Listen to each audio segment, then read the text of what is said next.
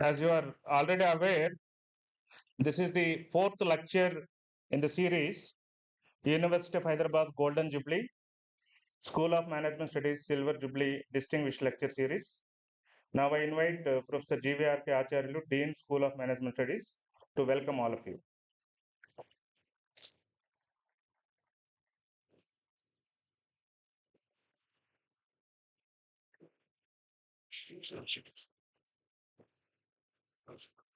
Very good morning to all of you. Honorable Vice Chancellor, Professor B.J. Rao, our esteemed guest and distinguished speaker, Dr. Jayaprakash Narayan ji, and coordinator of the Distinguished Lecture Series, Professor Lokam Reddy, respected faculty members, esteemed guests, dear students, and members of the university community. I deem it pride and joy to welcome you all to this special event, the fourth Distinguished Lecture Series in the series. Today we have come together to celebrate two significant milestones: Silver Jubilee of the University of Hyderabad and Golden Jubilee of the School of Management Studies.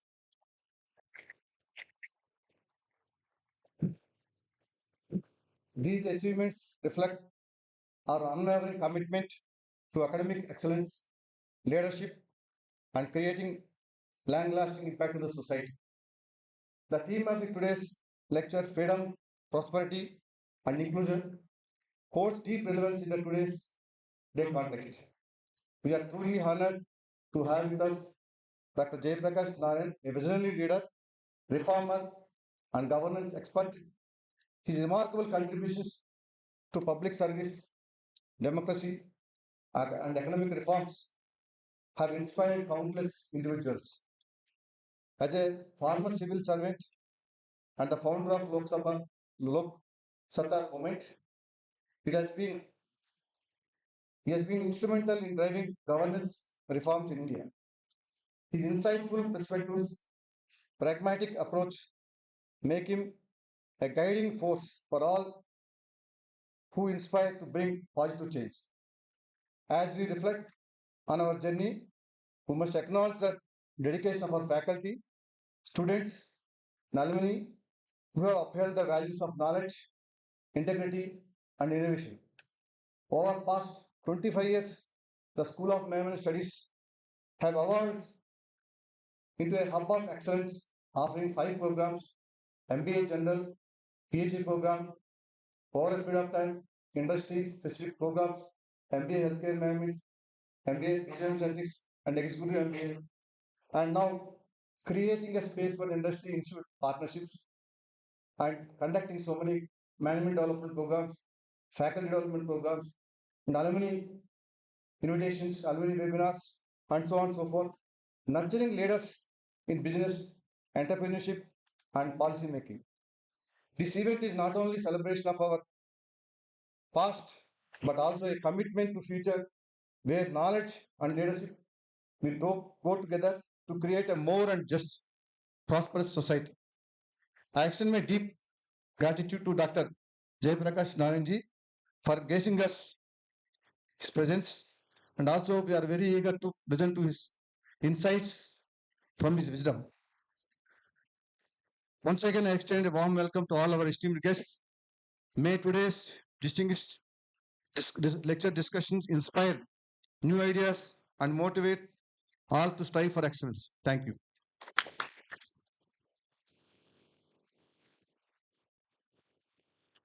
Thank you, sir. Now I request Professor B.J. Rao, Vice Chancellor, University of Hyderabad, to address the gathering.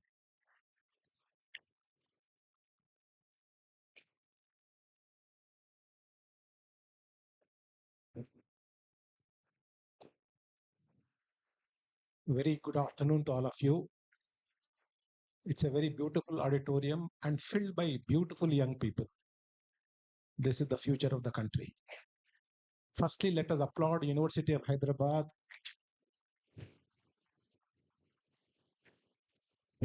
for successfully completing its Golden Jubilee period.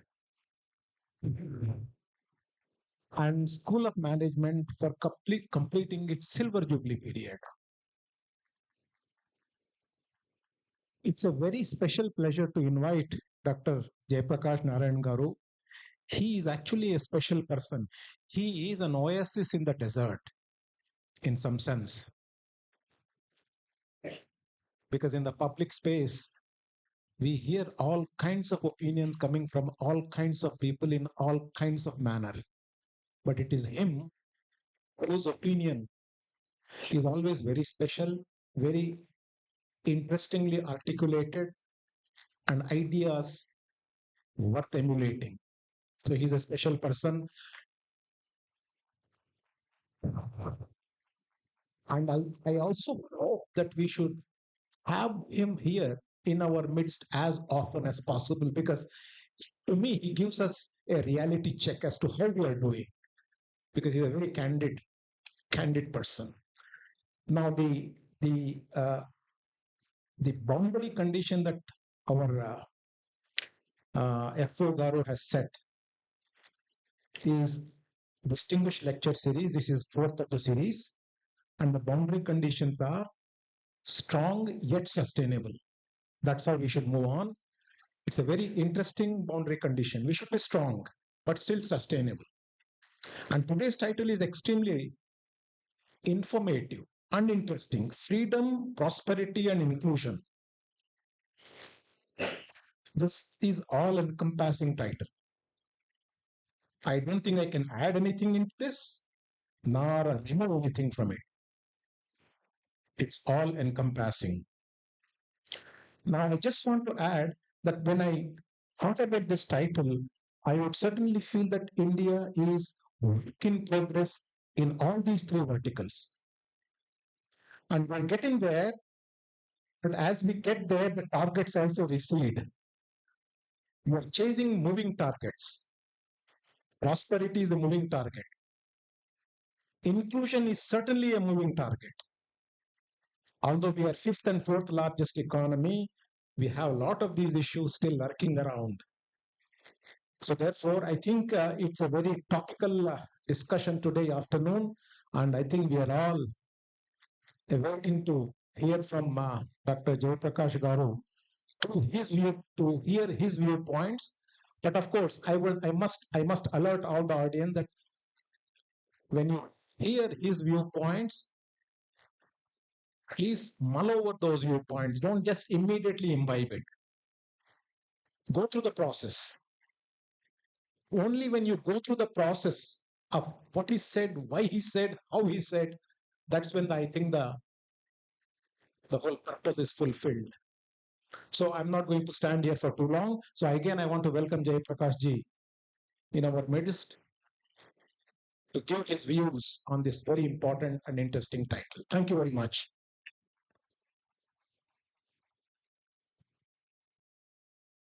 Thank you, sir, for setting the tone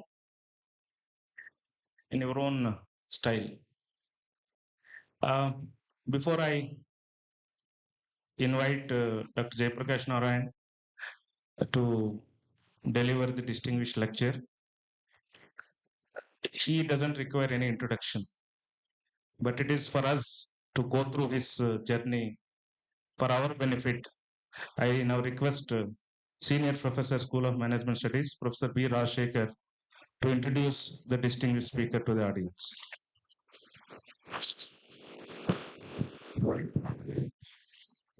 So very good afternoon.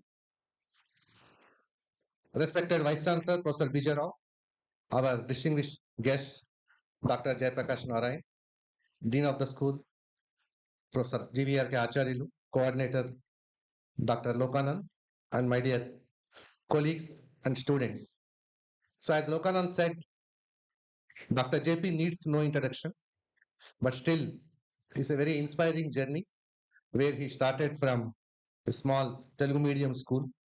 Then he became state topper, then moved to MBBS. And of course, in between MBBS and school, he studied at Andhra Loyola College, then moved to Guntur Medical College. Then he is the first MBBS to get into UPSC, Civil Services, with fourth rank, 1980 UPSC fourth ranker. And after serving for 16 years, I think he decided to treat the society. So then he took voluntary retirement and he started Loksatta movement.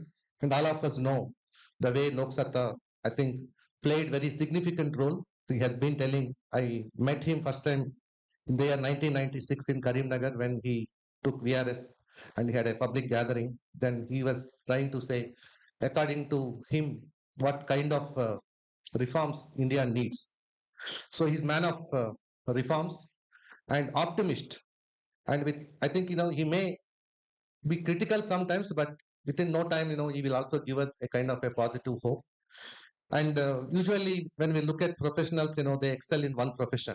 But as I told you, so right from state topper to UPSC topper, then medical doctor, then civil servant, then activist, then politician, then founder, then reformer. I think he's the role model for many students and civil service aspirants. And actually, I have a personal connection with sir that the year 2001 on March 9th, he visited our school when I organized a conference on issues and dimensions of consumer protection. Sir delivered valedictory address, and there he was speaking more about consumerism, consumer rights, and so on. And my day starts with his YouTube videos, and my day ends with his YouTube videos. Thank you very much, sir, for inspiring us. And there are a lot of things to share about him, but we start sharing about him, it takes another 1 hour time to share his achievements. But really, we thank behalf of the University of Hyderabad and School of Management Studies and for visiting us. And so when we visited him to invite, within no time he said, definitely I will make it. And we were thinking that, which date he's going to give. He said within a week, whichever date is possible. Immediately he saw his calendar and he agreed for this date.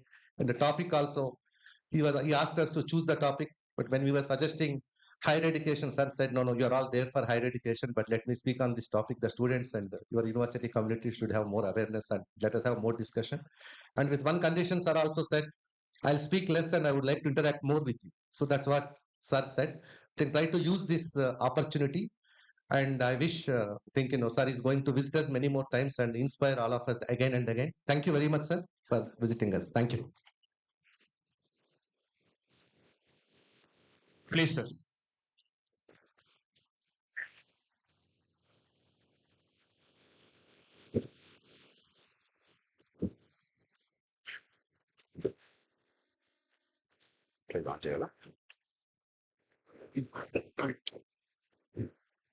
Thank you, esteemed Vice Chancellor, the faculty and friends. You have been very kind. It's very hard to measure up to the standards that you've already set for me. We are a very polite people as a country. Mahat antar Telugu. We are unduly respectful. So don't take all these things too seriously. As I've already taken the permission of the Vice Chancellor and the Dean, not to say too much, but to engage you in some kind of interaction, because I believe you don't require moral lectures or fierce lectures. If we can help you think and think rationally, based on evidence and logic, not impressions and sentiment, I think that's the greatest gift we can give you. So with that spirit, first of all, let me congratulate this University of Hyderabad for completing 50 years. I still remember as a young student, at the height of the Telangana agitation, then Andhra agitation, then as a part of the 6-point formula, many of you may be aware, to broker peace between the two regions. This university is one of the 6 points. And you've done an amazing job. I thank you for the wonderful work that all of you have done, particularly over the past decade or so. Remarkable work has been done to bring the university back on the rails. And congratulations to the School of Management for completing 25 years. I think it's a beautiful occasion. The Silver Jubilee here, Golden Jubilee. Let's talk about freedom, prosperity, and inclusion. Why this particular theme? Because this is something that's been occupying my mind quite a bit in the past couple of years. My work, my life have been essentially about governance reforms. Electoral system, political parties, genuine decentralization of power and local governments with accountability, rule of law, and so on and so forth. But truthfully, I've come to the conclusion that there's no constituency for them right in the short term. The political parties, the media, the bureaucracy, the middle classes, and the industrial elite. These are the five elites that move the nation. None of them seem to care. If none of them care, in the short and medium term, it's not going to happen. You have to find avenues. You have to wait for opportunities. So, what's the hope for this country? The one singular hope at this point of time is the VC and I were discussing. You all live in a fantastic era. There are, of course, many challenges, many problems, but we live in a fantastic era. Just 25 years ago, even 20 years ago, 15 years ago, we didn't have power. During the course of this meeting, maybe there would have been 2 or 3 power outages, even here, let alone small towns and villages. 30 years ago, we didn't have mobile phone. Having a telephone was an unbelievable luxury. The telephone rarely worked. 40 years ago, to make a phone call, just 25 kilometers away, you have to spend 3 rupees, equivalent to some 50 rupees today, for a 3-minute call. Wait for 3 hours to get that call. If you want an instant connection, you had a lightning call, you paid 8 times the tariff, 24 rupees. For a 3-minute call, for a 30-kilometer distance, equivalent to some 250 crores, 250 rupees. Just imagine. Digital technology was unheard of. Television, I still remember, my colleagues and I traveled in 1982 to watch the Asiad finals. India and Pakistan were playing the finals, hockey. I was in Vizag district. So all my colleagues, the collector of the district and others, they all came down to my place in the subdivision, Narsipatnam, had lunch with me, and together we traveled to Kakinada. Why Kakinada? In all of the then Andhra Pradesh, Hyderabad being a big city had television, Kakinada had television, not Vizag, not Vijayawada, not Warangal. Why? Because the MP from Kakinada happened to be the minister in charge of television. He was Minister of Electronics, Mr. Sanjeev Rao. So he made sure that his city got, his town got television. So we drove all the way to Kakinada to watch the match. And of course, by the time we went there, India lost 7-0, sadly. But the point I'm making is the things we take for granted today have happened only because of the rapid progress. It is a unique feature of the 20th century and 21st century globally. And at long last, after missing many opportunities, we are trying to catch up a little bit. We are still far behind. Make no mistake about it. But we are catching up. But the opportunities are immense. This is a time to leapfrog. This is a time to forget the failings or failures of the past 3 industrial revolutions. Therefore, growth, there is an immense opportunity. A few things we did right. Even if we bungled elsewhere, there are some opportunities. If growth is managed well, at the end of the day, if the growth is appropriate growth, if it's a holistic growth, that's what the end product of all our concerns and efforts are, to make lives better. And that in itself will generate pressures to make our democracy better. So what's the problem now? First of all,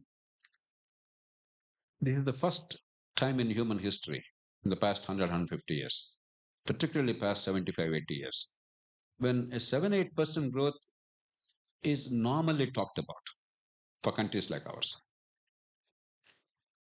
You all heard of Industrial Revolution? Do you have an idea what was the growth rate in Britain during Industrial Revolution? Any guess? Anybody? The economic growth rate of Britain during Industrial Revolution. Anybody? Make a guess. You're not going to be scored on this, right? No evaluation on this. Just be bold. Pardon? 18%, 20%, 3 to 4%, 40%. It is revolution, must be 40%, right? It was 1 to 2%. Industrial revolution between 1760 and 1840, roughly, so that 80-year period. 1 to 2% was a revolution because in human history, For 10,000 years after agricultural revolution, we never witnessed economic growth. Everything depended on the vagaries of nature. If nature was bountiful in a particular area, we had enough to eat. Next year, there would be failure of rains and there is mass starvation. There was never sustained growth rate irrespective of the elements of the weather. We all take our lives, what's happened in the last 300-400 years, for granted. Not too long ago, humanity could not imagine any growth at all. And 1 to 2% was a revolution. But today, thanks to many developments, the 7-8% growth rate is well within our reach, and some nations achieved even more. China achieved spectacular growth rates. We could easily do that too. We made some terrible choices over the years. We're paying the price, but we can retrieve the situation. That's the context in which I'm speaking. So before I go further, I'll be very brief, just outline a few points and then leave it open to discussion because hopefully some meaningful issues will emerge during discussion rather than a speech. We keep hearing the numbers 8%, 7%, 5%, 3%. Is it necessary to grow really rapidly? I'm sure most of you, the management students, you work with numbers. Let me give you an example. Let's say we are growing at 5% over a period of next 7, 8, 9, 10 years. Alternatively, we are going at 8%. You know what the difference is? Can anybody tell me what happens in about 9 years' time if you grow at 5% instead of 8%? Any idea?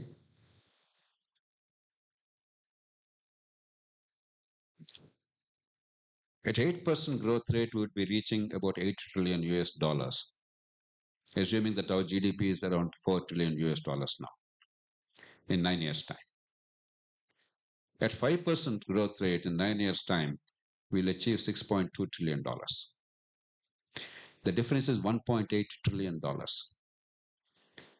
That is equal to more than 150 trillion rupees.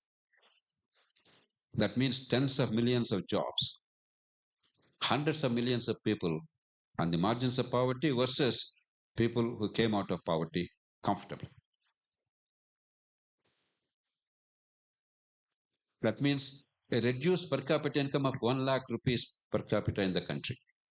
8% versus 5% in 9 years means in 2034, we would have 1 lakh rupees less per capita income. That means the government revenues would be lower by about 30 lakh crores, 30 trillion rupees. 30 trillion rupees. Just imagine 30 trillion rupees deployed for welfare, for infrastructure, for investment for the future. Every year losing that much. Production, productivity, incomes, employment, government revenues, investment. So first, I want you all to understand there's a huge difference between okay growth rate of 4-5%. 5% probably we can achieve unless we bungle particularly badly. And of course, we are capable of bungling very badly. We're working very hard on occasion to bungle. 8% requires some serious doing. I want you to first understand that. Now, what are the challenges? Why am I bothered about inclusion? And I want you to just think about it. Many of you have come from all corners of this country, all of you from all corners of the country, from a variety of backgrounds, rural, urban, middle class, some even from more difficult circumstances. Just look back. Look at the life of an ordinary Indian. There are 3 numbers I want you to remember. Even today, 90% of Indian workers are in the unorganized sector. Low skill, low wages, no security of job, no monthly wage. 90%, the highest number among all significant countries in the world. A unique number. Even today, another number. Our urbanization is only about 35%. Some people are arguing because of satellite imagery, probably it's a little higher, but even if it's a little higher, we are the lowest among G20 countries. In an era when economic growth, prosperity, urbanization, modernization, innovation, they're synonymous. You like it or not. I grew up in a village. There is no other country anywhere near 35% urbanization. A third number. Even today, 46% of the people of India are directly or indirectly dependent substantially on agriculture as a source of livelihood. Just 3 years ago, 4 years ago, it was 41%. The other day, I was having an interaction with the Finance Commission chairman, Dr. Panagaria. He said, Dr. JP, now it's 46% because the people who went back to agriculture. No country on earth which has any kind of ambitions in G20 or any significant economy is anywhere near that. We have the highest number. Any one of these three numbers, we are unique. All three, we are unprecedentedly unique. Always remember these three numbers when you want to look at India's future, our economy, what we need to do. Now, modern economic growth, modern technologies are extraordinary in the aggregate. But when you disaggregate them in terms of seeing what's happening to ordinary people, their livelihoods and earning capacity, as opposed to the conveniences and the services that they get, something unique is happening world over. And in a country like India, because of the numbers I mentioned, it's even more spectacular. Growth is helping everybody in having better life. But in terms of incomes, in terms of participation productively in the economic activities, people who have good education, people like you all, urban, with networking, with capacity for innovation and imagination, they are forging far ahead of the rest of the people. Now, the reason why inclusion is necessary is we do not have in India today a majority support for economic growth. I'm making a very bold statement. You see any election in the country in the past 5, 10 years, almost the only thing talked about, advertised, communicated by the elected politicians or the political parties intending to be elected to office is how many short-term welfare measures they will ensure. You almost never hear about economic growth and job creation through economic growth, enhancement of productivity, skills, and therefore creation of new jobs and incomes. You almost never talk about that. You only talk about, I've given this, I've given this, I've given this, I've given this. It's not an accident. It's now a political necessity because the bulk of the people don't feel that they're part of the economic growth process. They're not partners in the growth process. No, a democracy cannot sustain growth unless there is a broad consensus among the general public. So don't take this lightly. It's not a moral issue, it's a practical issue, life or death issue for this country. So, what are the impediments to inclusive growth, this prosperity, while retaining freedom? I would say there are 6 impediments. I'll be very brief on each of these. A couple of minutes I'll take. Each can be examined in considerable detail. It requires phenomenal work in this country. But I want to give you a glimpse of that. The first is the governments themselves. Increasingly, governments are resorting to reckless populism at the cost of the economic future of the country, particularly of the next generation. They're borrowing well beyond their capacity to repay. And they're borrowing not to fund future investments for better growth so that you get better income and opportunities, but they're borrowing for current expenditure. Without going into too many details, there are some states which are on the verge of bankruptcy. Actually, they're bankrupt by any normal standard because there's nothing like bankruptcy in the Indian states. We're somehow pretending that everything is okay.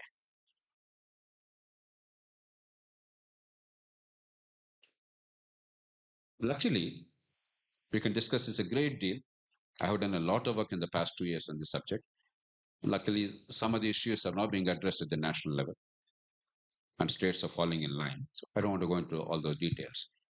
Luckily, the constitution makers, Dr. Ambedkar and his colleagues, had the wisdom to recognize that India is fiscally a single entity. The financial stability of India And the credit of India or the union's responsibility. Union cannot abdicate. Therefore, they made constitutional provisions to ensure that. Therefore, we have the tools. We have to now apply them effectively with some simple outcomes in mind. You cannot decide what a future government will do because that's for the people, that's for the mandates. The union cannot decide what the state will do because then you're affecting the sovereignty and federalism. But you can certainly draw the boundaries. The vice chancellor used the expression the boundary. The boundary conditions have to be laid down under the constitution. For instance, I'm just giving you an idea.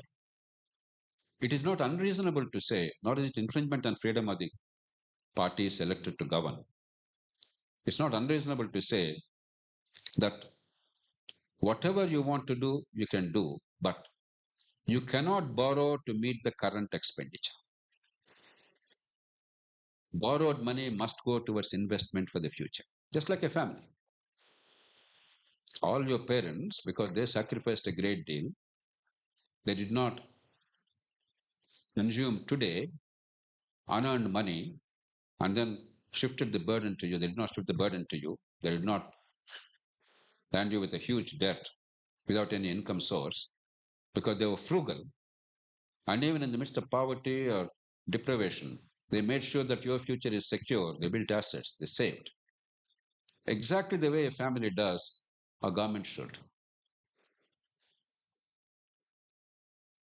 If only we have this simple mechanism. Within that, what to do is your business. How you spend your revenues and the current expenditure, and in what manner will you invest for the future, as long as it's actual investment for the future, not profligacy, not wastage, not commissions and contracts, but genuine wealth creating assets for the future. It's entirely for the government at the day to decide. So our solution must be politically viable, fiscally sustainable, and growth promoting. Otherwise, you are actually destroying the future generation for current consumption. All growth is a bogus one. The second one, if you want to bring the 90% into the mainstream of the economy, you obviously have to give them skills to be able to partake in this economic adventure. You are all some of the finest products of education. You are also some of the most lucky products of education in this country. You are here despite our education system. Indian education at the school and college level, particularly school level, in the broad sense, is an unmitigated disaster. I'm saying this with deep sense of anguish. I'm an optimist. I'm not one of those reckless critics of everything in this country. But optimism does not mean that you ignore reality. Romanticism is not optimism. You look at the reality, gather evidence, understand how to get out of the mess, and then make sure that the solutions are actually implemented. Let me give you just one or two data points. Officially, in most of our schools, in most of the states, 90 to 96% of the kids pass the examinations. 7th grade, 10th grade, no, that's the normal thing. The government's own National Achievement Survey, they actually measure how much have the kids learned in 9th grade or 10th grade in this age 15 or whatever. Typically, 15 to 20 to 25% have the proficiency expected of them at that grade level. But 96 have passed. The same government conducted examinations, awarded the certificates. But they themselves, when they verify, they realize that only 20, 25%, some cases 10% or 15%, they actually measure up to the standard. Not a single rupee extra is required. You can repurpose it. You can spend it more wisely to generate outcomes, understanding the causality. But spending more is not the answer. In fact, I would say not one more rupee. Let's repurpose it. And there's ways of doing it. I'll give you just one hint and move on to the next item. Everybody loves education in this country. The demand in India is phenomenal. You're all here because your parents cared for you, they encouraged you, inspired you. They sacrificed a great deal to put you to good schools. They spent money disproportionate to their income in many cases so that you will have an opportunity to have a head start. And when you do well in your school or college, or when you get admission into The course here in the University of Hyderabad, there is so much of adulation, so much of celebration all over, there's so much of publicity. You have all the conditions for good education in this country. No other country celebrates educational success as India does. But we just don't understand what is education. Therefore, outcomes are not there. Our examinations are based on rote learning and mass copying. Feel free to contradict me if you think I'm wrong. In most school systems in India, examinations are about rote learning and mass copying. Time and again, surveys like Asar, the first survey of Asar report was released in 2005 by me and Montek Singh Ahluwalia, who was then Deputy Chairman of Planning Commission in Delhi. Year after year, just last week they gave me the latest report. It makes unfailingly depressing reading. Or take something like PISA, Program for International Students Assessment, a global survey at the age of 15 to measure educational outcomes. The one time India participated, we were ranked 73rd out of 74 countries. Because they don't measure how much you mugged up or how much you copied. They measure actual educational outcomes. Comprehension and communication, conceptual understanding and application of that knowledge for problem solving, and rational application of logic to come to sensible conclusions based on given evidence. That's what education is about at school level. Now, started talking about it. This happened years ago. I started talking about it publicly, hoping that some people will listen. And those in government across the country, they will try and look at what is the problem and try and look at the solutions. I'm a bit of an expert in engineering reform in the country. But what the government did was shocking to me. I never anticipated that. I'm a bit of a chess player. I anticipate the 10th move, 12th move, and then play accordingly and then get the best results possible for the country. But this particular move of the government, I didn't anticipate. You know what? The government said, henceforth, we will not participate in PISA surveys. If there's no survey, if they didn't measure where you are, if there's no comparison, there's no issue at all.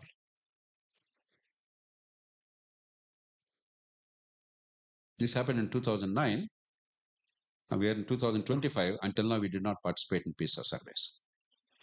That's not the answer. The answer is to actually figure out what is wrong, because everything is right. Our kids are bright. The parents, even from poor families, are sacrificing a great deal. Our society, across the length and breadth of India, caste, region, religion, language apart, everybody wants their children to do well. Our governments are spending a lot of money. Our society values education, culturally, civilizational. Everything is in place. The demand is superb. The supply is terrible. Why? Because we are measuring educational outcomes. Society doesn't understand what's happening by examinations, marks, and scores. And when examination tests not really what is required, but all the irrelevant things, when there's mass copying and rote learning, the system is producing that. We're getting 94% results, 96% results. If you only design evaluation in a sensible way, figure out what is to be measured, what are the outcomes we're seeking, and have sensible testing, stress-free, not rote learning based on understanding and application of knowledge.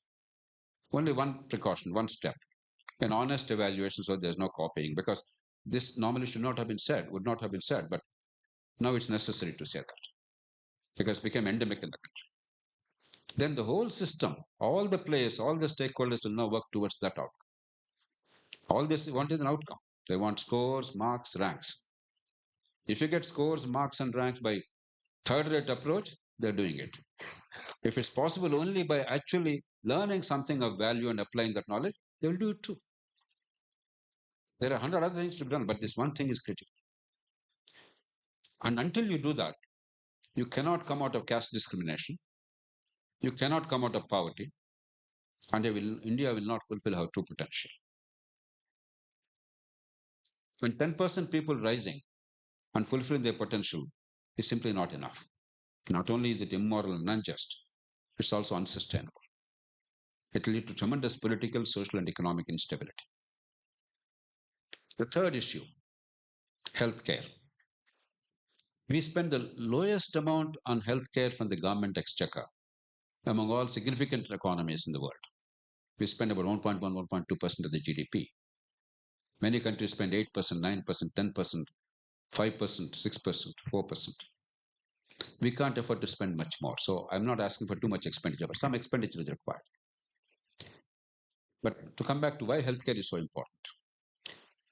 Because of failure of healthcare delivery, 55 million people, mark this number, 55 million people are descending into poverty every year.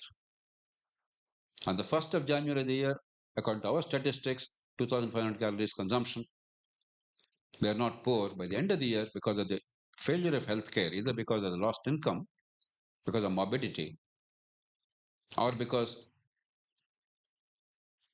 they could not afford healthcare, therefore they had to borrow heavily at usurious rates or sell their assets. They became poor. 55 million people every year. The biggest cause of rural indebtedness in India is healthcare failure. Therefore, the most important element to be addressed if you want inclusion in the country is healthcare, apart from education. Luckily, we can do a lot very easily. We don't require 5, 6, 7% public expenditure. By spending just about another half to 3/4 percentage points, and that too gradually stepping up. We can't do it overnight. This year, with a stroke of a pen, we gave tax relief to the tune of 1 lakh crores, 1 trillion rupees. All we require is over 3-year period, gradually go up to 1 lakh crores for 3 years, but in a wise manner. There's no time to go into details, but design the system well because we have fantastic advantages in healthcare, just as we have in education. Despite all the failings of the country, we are the champions in the world in pharma sector. We produce the lowest cost goods for the best quality in the world. We are the world's pharma center and vaccines. We have endless supply of doctors and nurses. Our private sector, there are many flaws, but look at the positives. Most of the very high-end interventions we do in India at the lowest cost with global standards. There are many wrong things, but we also must understand our strengths and leverage their strengths. That's the reason why at a relatively low cost, India can do spectacularly well. We will not be overnight equal to, let's say, Singapore, which is the best in the world in healthcare delivery. But from here, we'll be here. And we can only improve with better technology, better skills, and better economic management. So healthcare is the third issue. The fourth issue is you cannot have economic growth or willingness to take risks in a system where there's no rule of law. If there's anarchy, there's chaos. If might is right, then people will not take risks. Why should you take risks? You take risk means you're willing to lose money because you have a dream, you have a vision, you have a goal.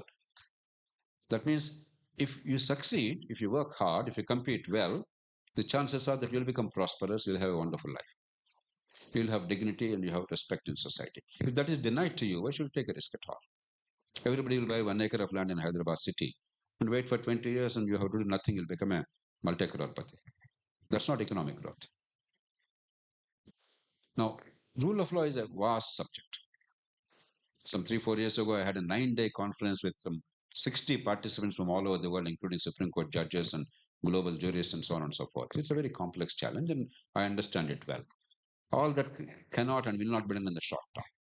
But at least those elements that are required to pursue economic growth, job creation, investment promotion, like settlement of disputes, property disputes, or contracts, enforcement of contracts, land issues, ownership of land and availability of land for economic activity. If you think selectively and wisely, if you at least do that much to make sure that the law is not an impediment, then growth will take off. The fifth issue is something that almost nobody is talking about in the country, unfortunately. You're all in Hyderabad city, many of you came from outside. By Indian standards, this city is good. I take pride because I was the one who initiated this whole high-tech city. So I envision many of these things now. Connectivity, New Bombay Road, Old Bombay Road, all these things and what will happen. And in some respects, things happened even beyond what we dreamt. Some respects we could do better. We're all proud of it. By Indian standards, at least we are good. But it doesn't mean that Hyderabad is the center of the universe. When 90% of the people are unorganized, with low skills and low wages, if they are forced to migrate to Hyderabad or Bengaluru or Chennai or Delhi without incomes, because there's no possibility of earning good income because they have low skills and low wages, remember, that's an unaltering reality in the country. Just look at their lives, how desperate those lives are. With 15,000 rupees a month income in Hyderabad city, obviously you cannot afford to be with your family, you have to be alone. Tens of thousands of them live in Hyderabad for decades without the family, coming from long distances. You can't afford any kind of proper dwelling. So some ramshackle accommodation, somewhere you shelter. Luckily, we are a tropical country. Right now, today or tomorrow in North Dakota, I'm told the temperature is minus 51 degrees Celsius. We would all have died. Population problem would have taken care of itself. But in this country, weather doesn't kill in the most part. So somehow they take shelter. To go to place of work every day, you have to commute 15 kilometers one way, another way 15 kilometers. One day you have no work, you have to stop. A bit of a sickness is a catastrophe. And you have no support system, people whom you know. Just imagine their lives. Just remember what happened when lockdown was imposed during COVID. When millions had to go back to their villages, just remember, it must be seared in our memory, the pain and the hardship they endured only because of their poverty and their circumstances is something that must keep us awake. Now, what's the answer? Big cities are necessary. Economists talk about the cluster effect. But should we necessarily force the low income, low wage people, low skilled people to go to big cities where there's no opportunity for them? They have to live very precarious lives. At a time when we have the things that were not available, I mentioned the four things available today as opposed to earlier days: electricity, mobile telephony, digital technology, television. There is no special advantage in doing some things only in big cities. Actually, there's a disadvantage. There's a company called Brandix. How many of you have heard of Brandix? Brandix in Achyutapuram, the Sri Lankan company, employs 22,000 women. In about 300 to 400 villages in the neighborhood of 25, 30 kilometers, every single woman in the village was employed, if she was willing to be employed, without dislocating them or relocating them. They go and ferry them in the buses and put them back in the buses. And a company, a Taiwanese company in Sulurpet, 15,000 leather workers are working. Just now, a registrar was telling me how Kanpur is no longer really the central leather industry. 15,000 people working there. And they're saying, give us another 5,000 workers, willing workers. We'll train them, we'll employ them. There's so much demand. There's a village called Kavuru near Repalle in the old Guntur district, now probably Bapatla district. A company from Hyderabad started a center for a medical transcription company in that village. It's not even a town. In that village, 200 people are employed. Initially, they did it out of charity, altruism. Our village will do something. Now they're willing to expand it, add another 500 workers because of commercial benefit. The cost is lower, the profit is higher, productivity is higher, employee satisfaction is higher, and now they want to do it as a commercial. It's beneficial. We are still not looking at these opportunities. Unless small towns grow, unless much of the urbanization is in situ urbanization, local urbanization, not migration to distant cities without any support structure, without any skills and earning capacity. Unless the bulk of the village and small town people are absorbed locally in these small occupations, don't have to be very fancy big things. If you're a university professor, you have to be in Hyderabad. Even there, they put in Basara. The vice chancellor, former vice chancellor, was telling me how difficult the conditions were, the romantic notions of having some university somewhere and hoping that something will happen. So obviously, with high skills, If you're a film producer, a director, or a great actor, you have to be in a big city. If you're a great scientist, you have to be in a big city where a laboratory exists. But a plumber, a carpenter, a weaver, a textile worker, or a garment maker, or a leather worker, or electronic assembly, or something else, why should you be in a big city? You have all the amenities locally. And if those people come here, imagine the housing, the commute, and the infrastructure, the water supply. Just yesterday, a newspaper said our density of population in Hyderabad has now overtaken Delhi. It's not a matter of pride, it's a matter of concern. I wanted to come on time. I'm a bit of a nut on punctuality. I thought I timed myself perfectly, but Hyderabad traffic thought otherwise. If things are this bad now, wait for another 10 years, think of our roads. We have to create a large number of small towns. Government doesn't have to do anything. I don't want government to invest money and do ghost towns. No. You have to simply identify the places with potential for growth because they are natural hubs of economic activity. Have proper town planning and ensure proper mass transport. Government doesn't have to do it itself. Private sector will do. You only plan for that. You become the engine for that, the driver for that. Then sites and services, private sector will come. All kinds of things they'll come and take over. You just have that vision. Just because you happen to be in Hyderabad or Bengaluru as the chief minister or something else, don't think of this as the center of the universe. There are millions upon millions of people out there whose lives are precarious. And the last thing, sixth one, and we'll conclude with this. Agriculture.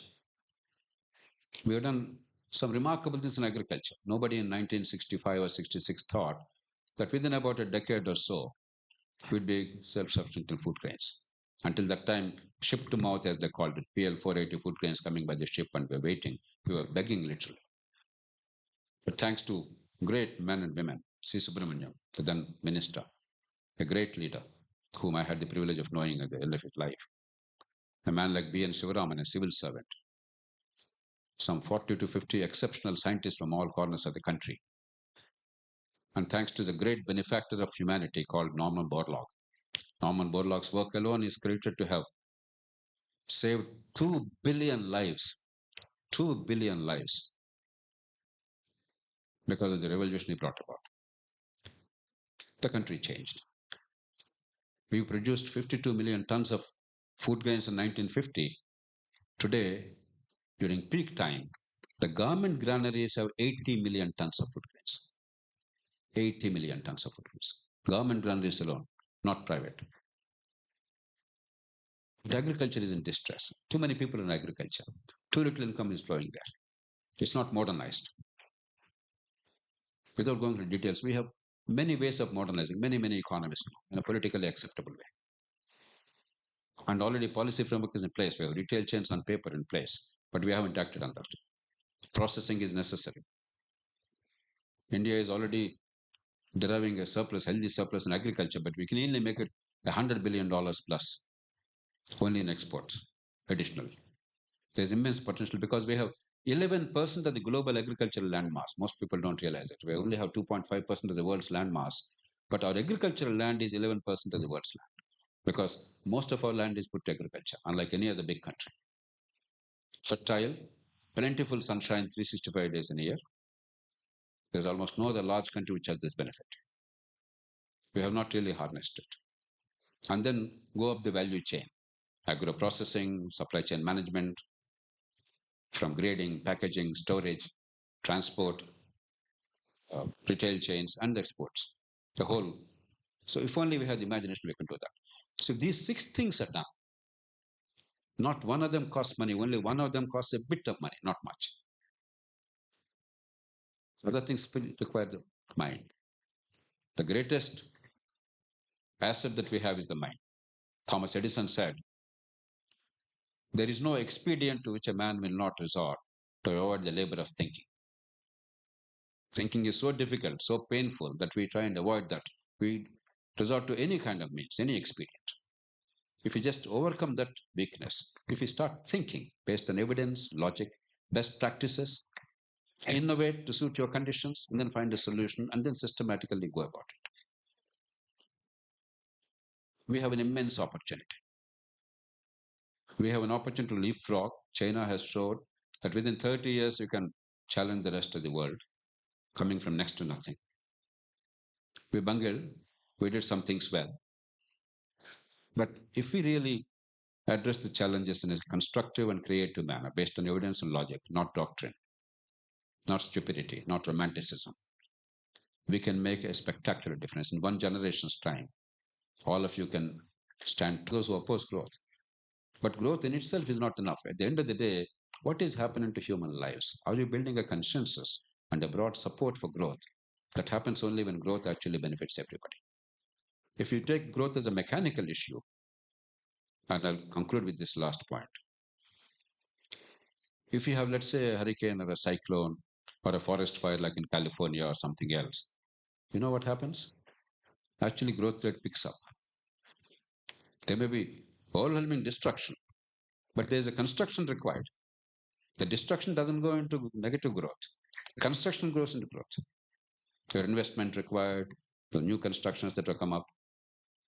If there's a pandemic like COVID, economic activity is stalled.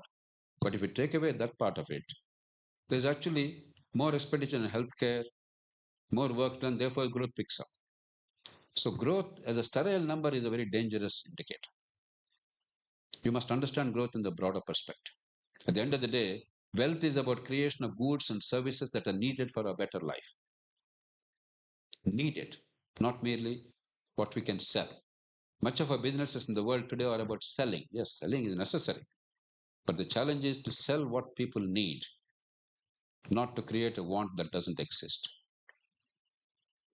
And in India, particularly, that is a fundamental challenge if you want to sustain growth. We have to look at things here, we have to look at things here. Bottom up first and top down. Both are necessary. I hope you will pay attention to this. There's enormous amount of literature on these issues. There's not one sentence I mentioned without evidence and logic. It's not necessary to go into great details. Each one of these topics you can have lengthy debates and discussions, but please open your minds. Look at the world and society. To make it sustainable, to make growth acceptable, we must make the growth holistic and inclusive. I don't know if there is a God. I gave up God long, long ago. My relationship with God is one of mutual non-interference. If God doesn't bother about me, I don't bother about God either. But I do believe there is sin. The greatest sin is unfulfilled potential. If a child born today, anywhere in the country, is not able to fulfill her potential because nature endows her with all the ability. Nature does not discriminate among all of us. It's random. But if that ability is not harnessed by society, if that potential is not fulfilled, to me, that's the greatest sin. Because the greatest promise of humanity is fulfilling that potential. And if you don't fulfill that potential, you cannot have political stability. You cannot have economic growth on a sustained basis. You cannot have social cohesion and harmony. We need it for our own sake, not because we're altruistic or we're generous or compassionate. We need it because we're enlightened. Please think of it. I took much longer than I wanted to, but let's hope that we have some time for some meaningful interaction. Think about it, challenge it, examine it, internalize it if you think it's worthwhile, and figure out in what way you can make a contribution to this in your life. I wish you all the very best. Thank you very much.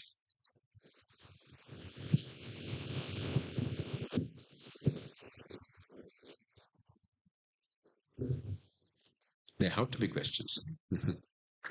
Yes, please raise your hand and two of the students can volunteer to pick up the microphone. Don't make your professors do all the work.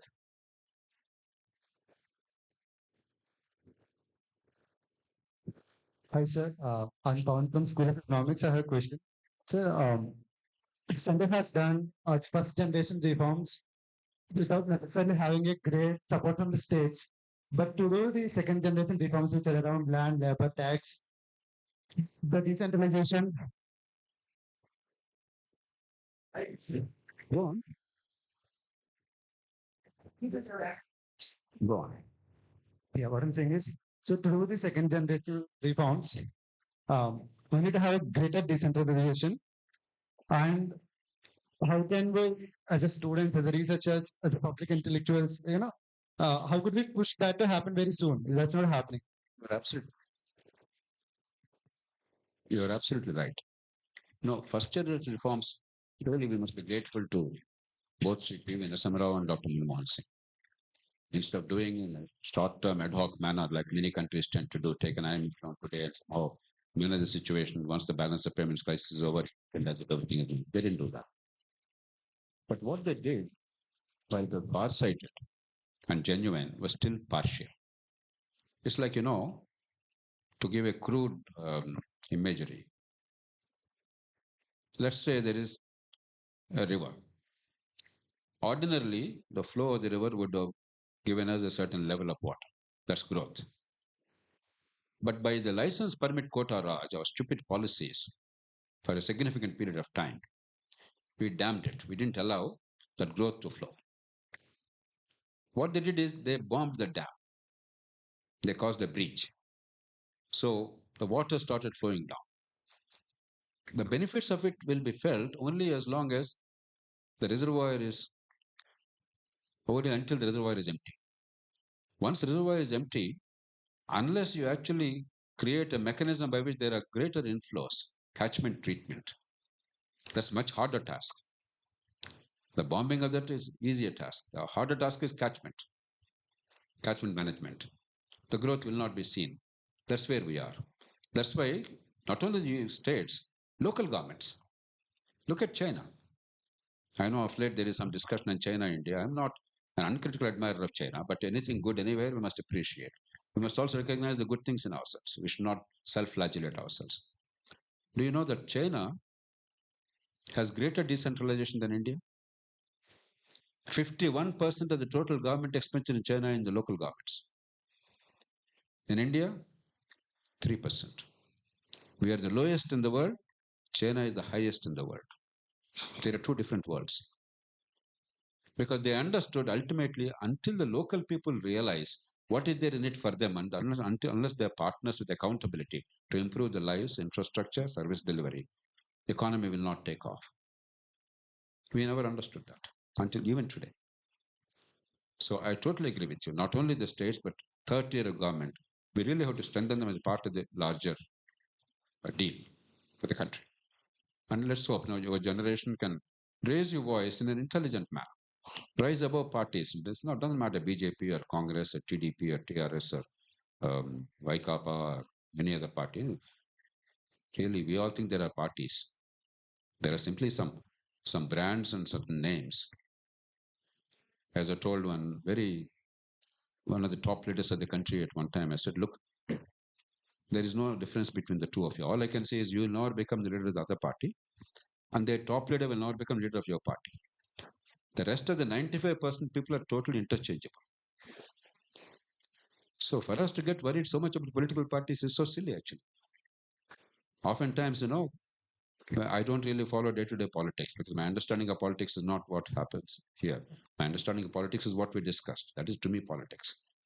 So oftentimes I meet friends and acquaintances whom I knew for 20 years, 30 years, or who were with me in the assembly or something. I really don't know where they are these days. I ask them, where are you now? In which party? And then they tell me shamefacedly where they are now. So you can't even imagine where they'll be in 5 years' time. So parties are irrelevant. We are giving exaggerated importance. Issues and a practical approach to solutions and building some broad consensus, even as they contest fiercely for political power. You must raise that voice in that sense. And if that voice is felt, because politicians respond to the perception of the voters. If they feel the young voters are actually demanding this, they want a different approach, certainly it will have an impact. I'm not saying it will revolutionize everything, but there's an important input. Okay. Who next? Yes. Akada.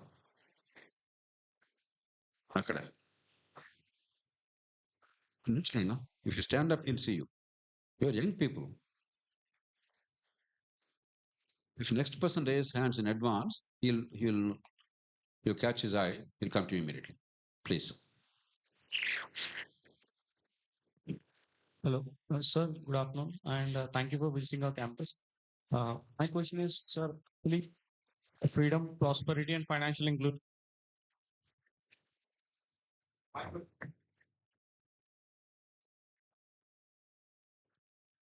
Go ahead. You have strong enough voice.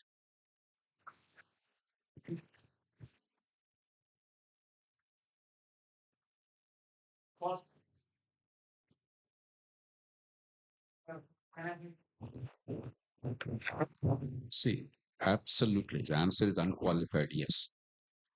Size doesn't matter. You must think of the world as modular. Our excuse is that no, we are big, therefore we can't. When we show China or some other countries, they say, but China is different. They're authoritarian, therefore we're democratic. All these are excuses. I can cite umpteen number of instances in our own country. UPI. Would somebody have imagined 10 years ago that we'll have this kind of a. Imagine if India were 50 countries, the cacophony, the internal fights, and the waste of resources for defense and diplomacy among ourselves. So there are actual advantages of size, provided you know how to decentralize meaningfully, provided you know how to empower each constituent unit and yet make them cohesive in terms of functioning. It's not the size that matters. It's the way you approach the problems that matter.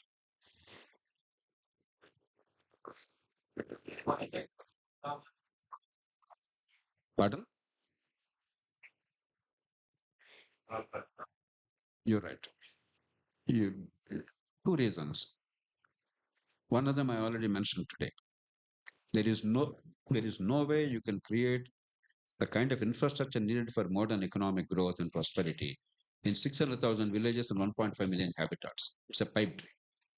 I grew up in a village, but villages, as we understand, are not really viable economic entities in the large part. It doesn't happen. And there is actually a disadvantage today compared to 50, 60 years ago. 60 years ago, when I was a kid in village school, there was leadership in villages. Despite all the poverty, people of credibility and the spirit of public service were available. Today, almost anybody with ambition and ability has fled the village. There's almost nobody of leadership quality left in the village. Rarely do you find 1 or 2 persons. Second, 50, 60 years ago, there was pride and self-reliance, despite poverty. In my village, everybody, including my grandfather, they paid 25 rupees for each acre of land they held to build a school. In those days, 25 rupees is equal to something like one or two bags of paddy today. Today, self-reliance is killed because of the unseemly practices of what we think are democracy. We made our people mendicants. So villages, as they are today, are no longer viable. I know it's a very harsh statement in a country where we eulogize villages, romanticize villages. In the olden days, 30, 40 years ago, most of the films are about, the village family. The younger son left the village, is the villain. He married an urban girl. She's a greater villain. And the whole film is about that clash. At the end of the film, he comes back and touches the feet of the elder brother, and everything is okay. This is a very silly, atavistic notion. You like it or not, as I mentioned before, urbanization, prosperity, modernity, innovation, they are more or less synonymous in the world today. So we have to imagine a kind of urbanization that is not devoid of contact with villages. In the midst of villages, in situ urbanization. The second part is the legal structure is disastrous. The Constitution 73rd, 74th Amendments are long and verbose. American Constitution, when it was promulgated, had only 4,700 words. Today, with all the amendments, it has 7,400 words. The 73rd, 74th Amendments have 7,700 words. But they created overstructured, underpowered, irrelevant local governments. We have to rediscover the power of local governments. Empower them with accountability. I have no illusions. I have no romantic notion. I know the local elected fellow is as bad as the state or national elected fellow. But we have to build a system of accountability rather than saying, because they're likely to not be too good, we don't have that. Then why assembly? Why parliament? So we have to completely revisit our notions. At least it must start with urban areas, because urban areas now have money. They're paying taxes, property tax. They're aware, the taxpayers. And the service delivery is very poor in most cases. So there's a lot of anger building up. We must channelize that anger of the middle classes to move towards sensible empowerment with accountability, at least in urban bodies. Eventually, we can make it pan India. So it's a challenge.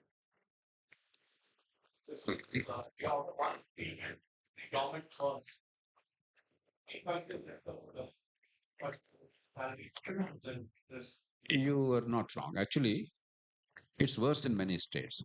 That's why I mentioned to you the current expenditure. Basically, there are three issues which form the committed expenditure: salaries, pensions, interest payments, over which no government has any control. If you add the welfare and administrative expenditure, there are only three states in India that are generating a surplus. Orissa. Orissa was once a backward state. Still is poor, but Orissa's fiscal management, thanks to Amin Patnaik, has been remarkable. It generates a 38,000 crore annual surplus after meeting all the current expenditure. The other state is Gujarat. Gujarat is a rich state with a lot of industrialization, very thrifty people, so no surprise there. The third state is Uttar Pradesh, 78,000 crores revenue surplus. All other states are in varying states of decay. Some because of the inherent strength, like Maharashtra, Telangana, big cities there, Karnataka, Tamil Nadu. Karnataka used to be very good, now it's sort of declined. Telangana is in a good shape, but it declined now. But inherent strength is that therefore they'll not go into deep crisis. But many other states are in deep crisis. So there is a challenge. 77% of the revenues of the states is going to the three items of committed expenditure, not other expenditure. But even the three things which they cannot control, they have no role, no discretion. 77% goes. And then you have very big welfare programs, administrative expenditure, and so on and so forth. That's why I made the first item fiscal prudence in the country. We have to do it in a responsible manner, politically acceptable manner, in a rational manner, without undermining the autonomy of the states. It's possible. Right now, a lot of my work and my team's work is around that issue. Yes.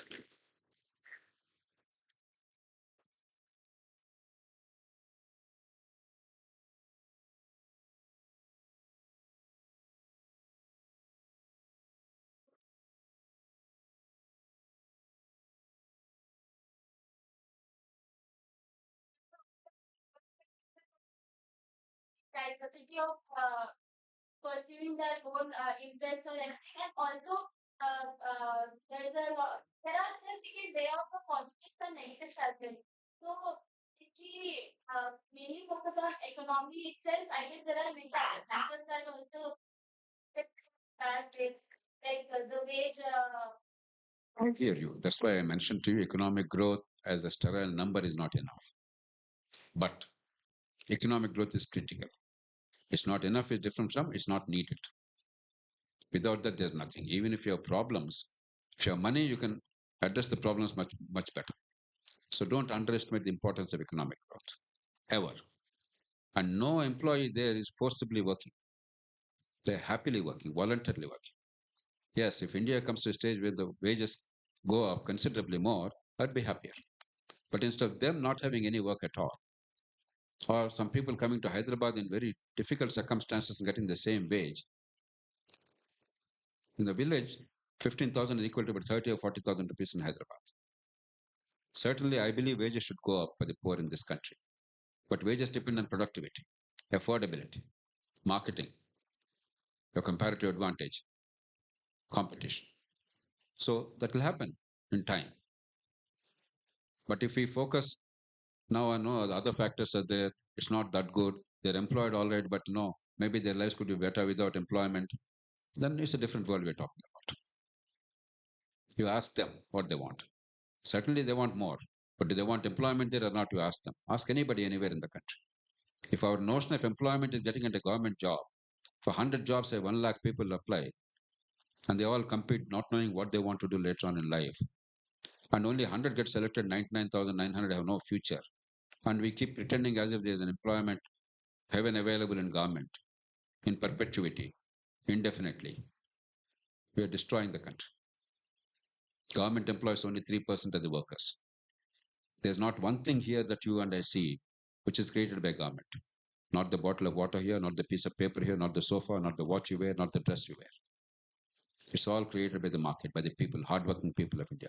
That's where employment is generated, not in government. And as long as it's free market, fair competition, the more the merrier. So good evening, sir. Despite the boom we have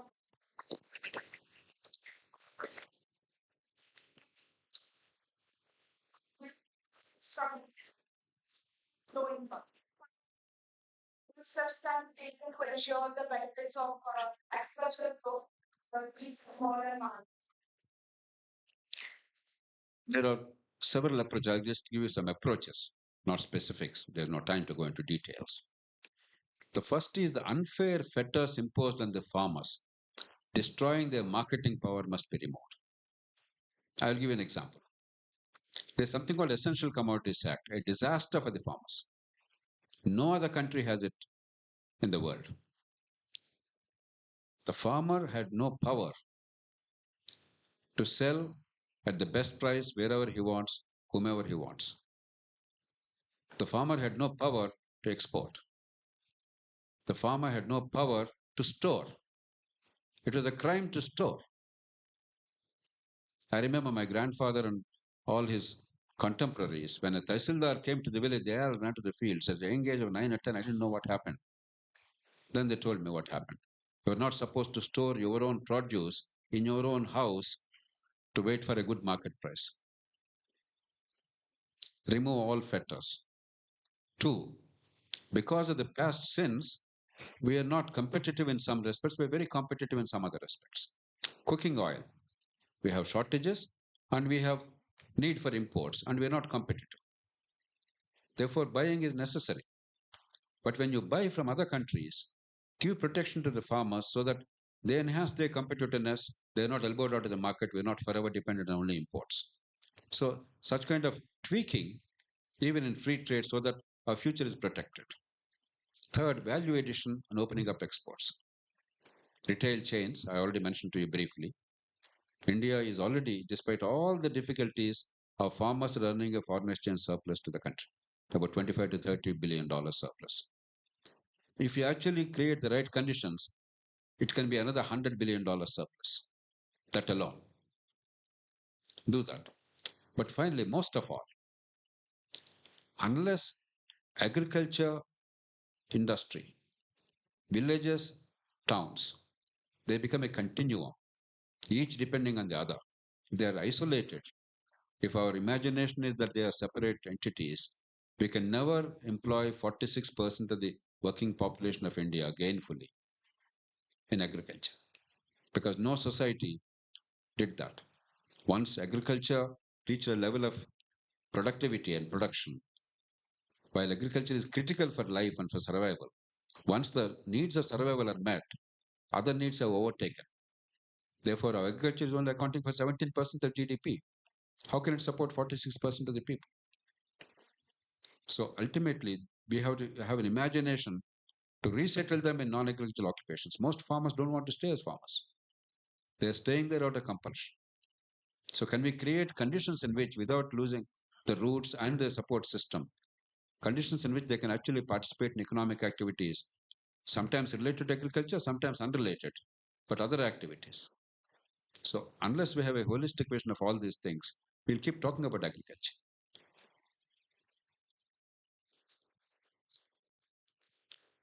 Yes, there's somebody there, and yes, sir. Good evening, sir. Sir, my question is, according to you, what measures can we take to improve our global hunger index for the upcoming years? Global hunger index. Yes, sir. See, our problem is not calories. If anything, we are overeating. I remember I was in King's Hospital in London some years ago. There's a very distinguished, globally recognized scholar, diabetic food scholar, is a leading expert in that, Michael Edmonds. The moment I was introduced to him and he got to know that I'm from Hyderabad, he said, the diabetic capital of the world. So on the one hand, we have enough calories. On the other hand, we don't have. There is a protein deficiency in the country. There is a mineral deficiency. So they have to be selective in giving rice or 2 rupees rice or 1 rupee rice or free rice. So we have policies in place, but they're not serving the cause. They're only draining the exchequer. We have to have much more robust nutritional program and nutritional education more than even the program education, so that we actually know what is best for our health. So that is a big deficiency. Otherwise, some of the numbers are outrageous. The belief that there is actually hunger on that scale is not true. Hunger is different from malnutrition on account of imbalanced diet. There is no hunger on that scale. We have all kinds of definitions and indices. Don't take them too seriously. But there is definitely on a mass scale malnutrition, very imbalanced kind of a diet. Unless our programs are tailored to address the needs, it will not help. Thank you, Dr. Jayaprakash. You have really touched upon many things. Two things I was always wondering, both as a student of management and also as an academic administrator. A, why not our youngsters be made to rely and realize that voting is a must? E-voting, for example, Estonia, it has a small country. And since you talked about digital payments and advancements, why not the youth of India be made responsible to elect the governments and not vote 27%? In constituency like Jubilee Hills, hardly 27% vote. And then I'm just taking an example. The second thing, the question which I wanted to ask, you took it out from this thing, is about the 2 rupees thing. I know you are an architect of the initial. I was You are not. You are not involved. But anyway, I worked with that leader later on. But so when these freebies are given for the benefit of poor, obviously, is there a time scale, or is it some period has to be thought about, because everything works about the cost of the freebie? So I think these are two things which bother. See, I'm also equally concerned that people should get. But when I ask a survey, I have done recently a survey of how many people who really get this 2 rupees kg. Actually, it is going into the market, and you know about all that as a senior bureaucrat. So my observations are rather say, and your own wonderful. let me take the second question first. Probably 40 plus years ago, when it was introduced, there was some need for it. But remember the context. When the market price of rice at the time was 3 rupees 50 paise, the government sold at 2 rupees. The subsidy was 1 rupee 50 paise. Today, what's the market price of rice? At least 30, 40. And you now make it 1 rupee and zero. At that time, we gave to X number of people. Today, we give to 2.5 times that number. Not because poverty has increased, because the need to appease the voter in the easy way, not the really hard and sensible way, that has now become dominant. So whether it's union government or the state, something like 80 crore people today get food grains. So it's more a political program than based on the genuine need. If the need is there, it should have been more nutritional thing, much more robust programs, decentralized should have been administered. So now it's a political program. And it has done also a lot of damage otherwise. The imbalanced diet is largely because of this rice. Economists call certain goods giffen goods. It has no additional value, but in the minds of the people, it is superior. Somehow we introduced the idea that rice is superior to millets and other wholesome grains. And instead of consuming them or enhancing the market demand for them, we simply switched over to rice and we messed up the country in a variety of ways. Now the fashionable people are going back to millets. We have the millet, what do you call, restaurants and all kinds of millet foods, etc. But we have done the immense damage. So I'm opposed to that kind of a program. But then you can't easily take it away, because ultimately you have to prepare the people, you have to build a political consensus, and you have to replace it by a more robust program like wholesome nutrition, etc. The first question you raised about voting, to be fair, things actually have improved. 30 years ago, when I launched Loksatta movement, things were much worse. A middle class person, urban person almost thought it's a matter of insult to go to voting. How can I stand in the queue along with other people? And the excuse they gave when I said, look, why don't you vote, is everybody is bad, whom shall I vote? It's a lie. There's always a choice, but it's an excuse. That's the reason why I fought for Nota. The concept of Nota was introduced by me, and the first it came into vogue in Andhra Pradesh in the local elections when Mr. Madhav was the election commissioner. He acceded to my request and then introduced Nota. Eventually, it now became national. The idea is not that Nota is really important. I wanted to take away the excuse of the urban middle classes for not voting. That if you really don't like anybody, in the unlikely event you don't like anybody, at least register your dissent in a constructive way, positive way, by going there rather than sitting back at home. That was the idea. And by and large, I would say the middle classes and the youth are voting much more today. Youth all over the world, they vote fewer in numbers. But now in India, they are voting. Definitely better than earlier time. Middle class are voting in bigger numbers, much bigger numbers. It should be even better. But we're not very bad. If you compare ourselves with other countries with the first past the post system that we have embraced, we are actually doing pretty well. But the problem is the informed voting, the thoughtful voting. Much of our voting is emotional. There is a complete polarization. Primordial loyalties are simply carrying our emotions. And there is no reflection on what is right, what is wrong for our long-term future. So more discerning voting. And second is the link between the vote and consequences to citizens, to your life in future, is missing. I vote with great gusto and hope and anticipation, sometimes anger. But what happens to my life on account of that vote in a tangible long-term way is not very clear because of centralization of power and poor delivery of services. And therefore, people are resorting to short-term maximization. If people are taking money, it's not because they're bad. That's a very stupid conclusion. If the election has no positive consequences they can perceive, this is something very clear. I know this money is coming into my pocket. I know the short-term welfare, I understand the value is coming to me. So it is people are driven to that. You have to find an answer to that. Now, insofar as the voting system is concerned, not electoral system, voting system, I am a fan of electronic voting. But remember, EVMs are a huge success.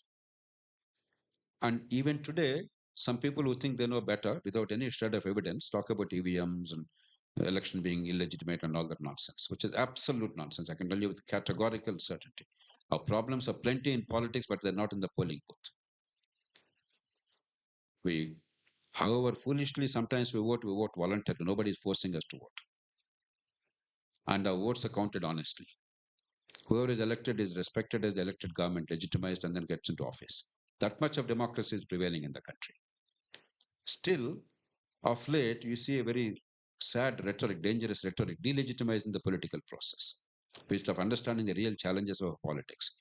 So if EVMs, which are settled and discrete machines, which are hacking proof, the subject of such controversy and doubt and suspicion, if electronically digital system is introduced, I think it's going to be very hard. So let's introduce that to absentee vote ballots, the armed forces, the overseas citizens.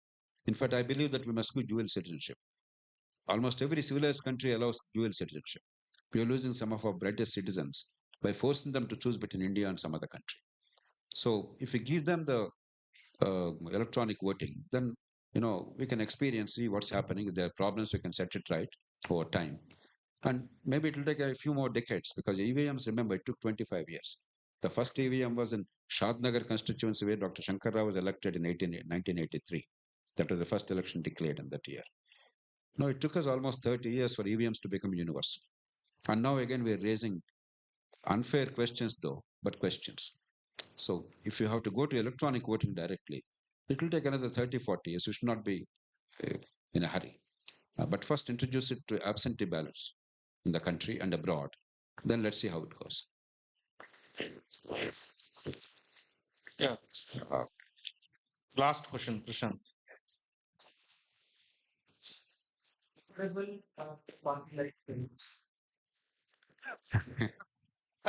That's the wrong answer, the wrong question. Many people think, elections cost so much money. Somehow, if you only create an avenue for collecting that kind of money or distributing that kind of money, then a system will be more equitable and level playing field. That's not the thing. Trust me, For legitimate campaign, the current expenditure ceilings are perfectly adequate.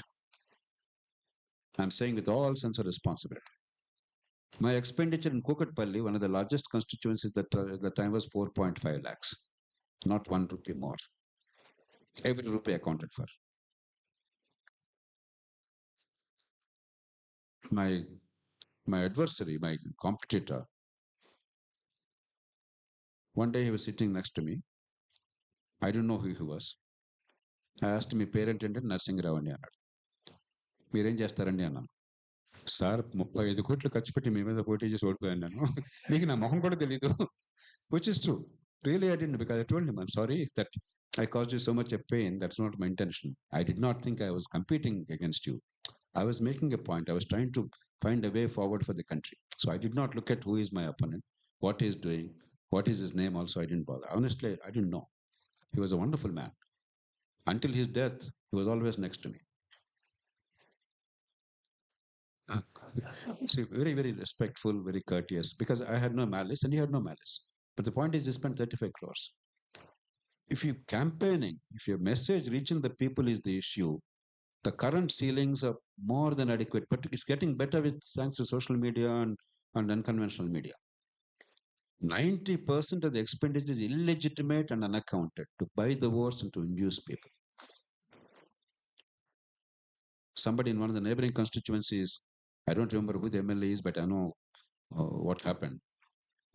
Distributed prestige cookers ఉంటాయి కదా, each voter prestige cooker. At least that's better than giving cash, I suppose. Something useful is given. Economy is stimulated. Some production is taking place. The kind of expenditure incurred, the kind of innovation in inducing voters to vote for you is unbelievable. So the question is not how to give other people the opportunity. The question is, how do you eliminate the need for the distribution? How do you remove the incentive? The short answer is, we can discuss this in much greater detail later on. Again, I've given enormous thought to it. The short answer is a variant of proportional representation where a marginal vote does not matter. As long as we have the first past the post system where one vote more means victory, one vote less means defeat. And parties and the cadres, they invested so much of energy, emotion, time, money. And therefore, like examination going student, this one thing, sir, just one more thing, one more crore will spend, one more fellow will buy. The hope. Now we are trapped in that. It's getting worse. It started in the southern states, minus Kerala. Now we are corrupting the rest of India very successfully, unfortunately. Even in Jammu and Kashmir, northeast, terrible. Nowadays, even Maharashtra, state after state is going that way. It's only the question of how some states are behind the curve. So in the short and medium term, I don't see this disappearing on its own. We have to look at a variant of proportional representation, taking care to see that it does not hurt us, because every system has its own problems. There is no perfect system. Every country is unhappy with its own electoral system. So unless we tweak it to suit our needs, our conditions. For instance, we can't afford every caste becoming a party and in a proportional system getting some 50, 60,000 votes and getting one MLA. India is already fragmented politically. We need more consolidation. So there are ways of addressing that, some threshold level. For instance, in proportionality model, we won't have stable governments. People of India want stable governments. There's again a way of doing it, giving bonus seats. So we can tweak the model, but we must fundamentally alter the incentive for the candidate. If I give money that will not enhance my electoral prospects, so why am I wasting my money? Unless we bring to that stage, and that's possible by electoral system alteration, then money will not be a factor. Just to give you a perspective, why what's happening is so outrageous, we're so used to it, we think it's normal. One constituency in Telangana, a by-election, Munugod, another one in Hyderabad. Each of these constituencies spent more money, Vice Chancellor Garu, than the total parliamentary election in Britain. The two major parties, Conservative and Labour, in 650 constituencies, 1,300 candidates plus the national campaigns, the total expenditure was less than one assembly constituency by-election in one small state in a desperately poor country. What is happening is incredible, absurd, obscene. I don't know, whatever adjectives you want to use. Unless we change the whole framework, tinkering is not the solution. We are too far gone. How many people can you arrest and jail? Some people say election commission is not doing the job. This is completely off the mark. The commission is doing a grand job.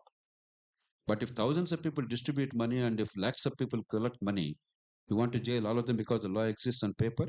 The total jail cells of India, do you know how many people can be accommodated in jails of India? Anybody knows that number? We have 4 lakh jail capacity in India. In one constituency, we buy 4 lakh votes. Murder cases we're not able to settle in the country. So the law is not the answer. We have very silly notions. Sometimes we don't even think middle class notions of what works, what doesn't. We're very superficial. You have to be deep thinkers, evidence based, logical, systematic. Yeah. I will take a bunch of questions and Sure. don't disappoint them. Yeah. They all have been here. Not one person left the room. You should be grateful to them. Yes. Yes. Yes. To have people for change managers when to accommodate change. So why can't the government take people called change managers to make people know about the change? Because as you know, there are many policies that are not used, but not many people are aware of. And even when like staying in Hyderabad since 25 years, I even don't know that the density in Hyderabad is. So why can't we have people who can educate people, make people know about what exactly is happening around their city or their state, so that people can take necessary action? So you combine two issues, but to take the change management, I entirely agree with you. We are wedded to status quoism. I'll give you an offbeat example. I was a member of the Administrative Reforms Commission. And I'm not one of those failed, dispirited, frustrated, bitter officials. By any standard, I'm regarded one of the most successful officials in post-independence history of this country. But I'm deeply troubled with the civil services in India. Some of the finest youngsters are going in because of intense competition. Within 10 years, we're making monkeys out of most of them. For no fault of theirs, because the incentive structure is misaligned. So I inaugurated the 1978 batch IAS officers training program in IIM Ahmedabad. Typically, before they become secretaries, Government of India, chief secretaries to states, they have 1 month training program. A good opportunity to reflect, because that's the highest office that you can hold as a civil servant, unelected civil servant in the country. It's a matter of great honor and awesome responsibility. These are all the movers and shakers of India. I pleaded with them. Look, this is your last assignment in government. 3, 4, 5 years later, you'll be citizens. And there is so much that's right with our country. There's so much that is wrong. And these are the 3 things I mentioned with logic and evidence. What is happening to civil services, why we're underperforming, and what is the way forward. I said, you are the leaders who can transform this. There was a hall like this. There was stony silence. Stony silence. There was not even protest because there was nothing to protest. They had neither the evidence nor the logic nor the moral strength to be able to counter me. And they were not willing to agree because it's a very cozy club. Status quo is a wonderful thing. So why are you bothered? It's not even any corrupt motive. It is just inertia. So I agree with you. Governments and political leadership must proactively manage change.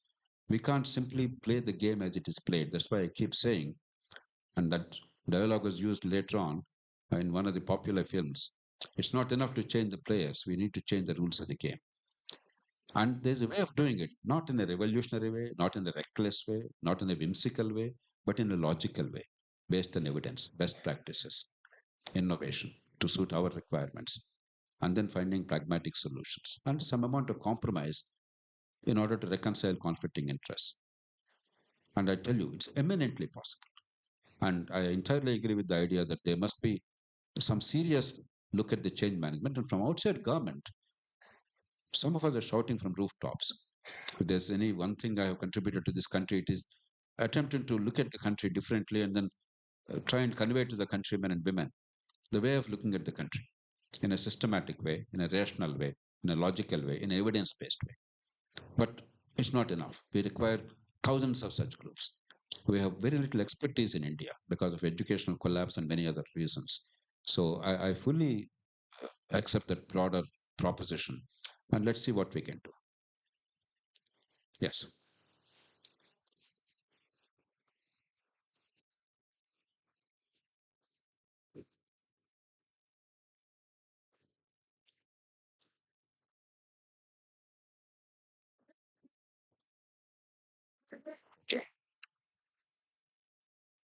I'll take a bunch of questions because I can see your vice chancellor, registrar, and dean, and others are worried. Time. Okay. I think cash-based innovation is always been good. Like it has helped people come out of the structural inequality they are pushed into. But still, I mean, like economically, do you think even cash-based innovation should there be an order clause where only economically weaker sections of each caste get the information that everybody is entitled to? Do you think that would be a better solution than everybody getting? Thank you. Yes. Lot of people fall into poverty due to healthcare. Yes. What was can prevent? What can we do if poverty overturning? Zero essay questions, but let me try. Briefly, I'll try to answer. And those who are interested, everything I said, there's thousands of pages literature in my own website, FDR website. If you're interested, 20, 30,000 pages is there. Almost everything I mentioned is backed by solid evidence and research and study. And I never raise problems without a solution. So everything is a solvable problem. So today we can only discuss some. At best, I can give you glimpses of that. But those who are interested, please take the trouble to go into whatever area interests you, and then challenge it, question it. Because if you propose reform, you must be challenged because you can't be whimsical. If perchance somebody embraces that and then implements it, it's a terrible thing. The country will be a big loser. Therefore, we have to really bulletproof it. Whatever we are saying India should do, if we are not able to address the question of why, and isn't there a better option? And what is the downside of this particular reform? Unless we are looking at it very carefully, we become like Tughlaq, very whimsical and dangerous. Yes. How they got established. But my question is like, in the present scenario, the whole world picture is very much different from what the leaders of the country and media of the country is conveying to the people. The thing is that in the world, many countries are leaving the EVMs and going back to the ballot. Take for an example of United Kingdom.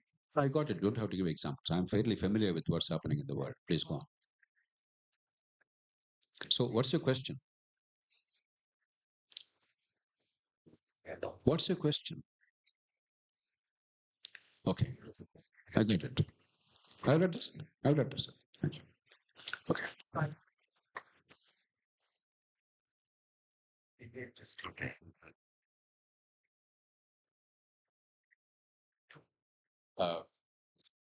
Yes, I can't ignore a lady, right? Yes.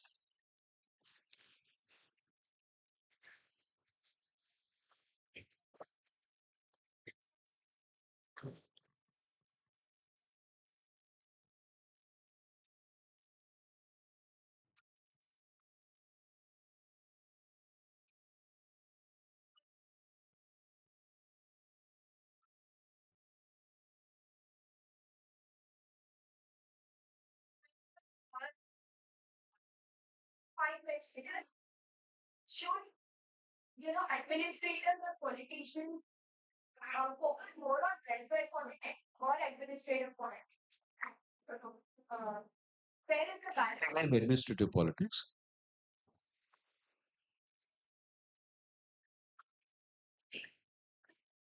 Right. Where channelize money towards investment and not on welfare.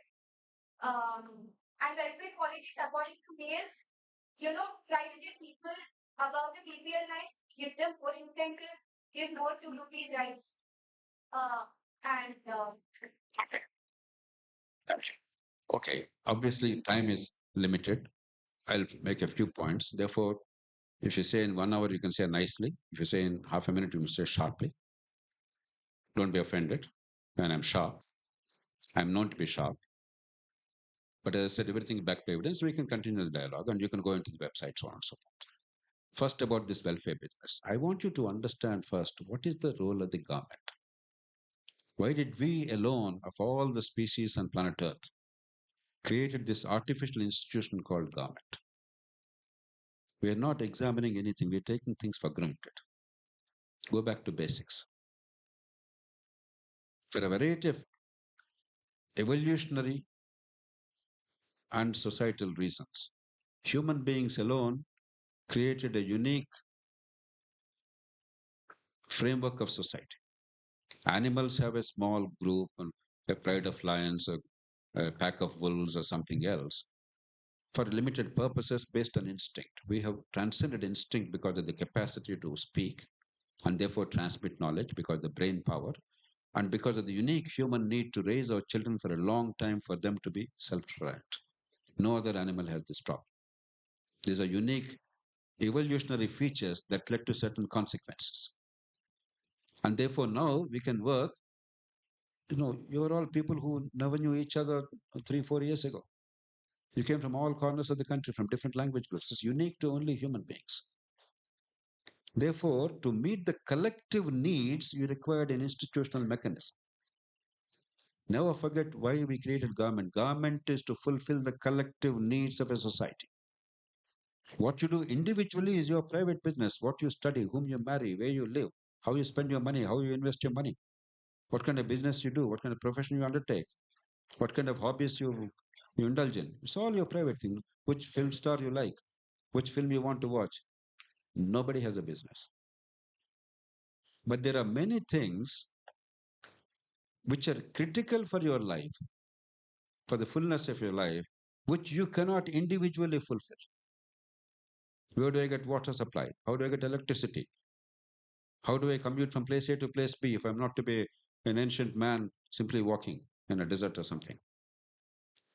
How do I have schooling of reasonable quality for my kids? How do I have health care compatible with modernity?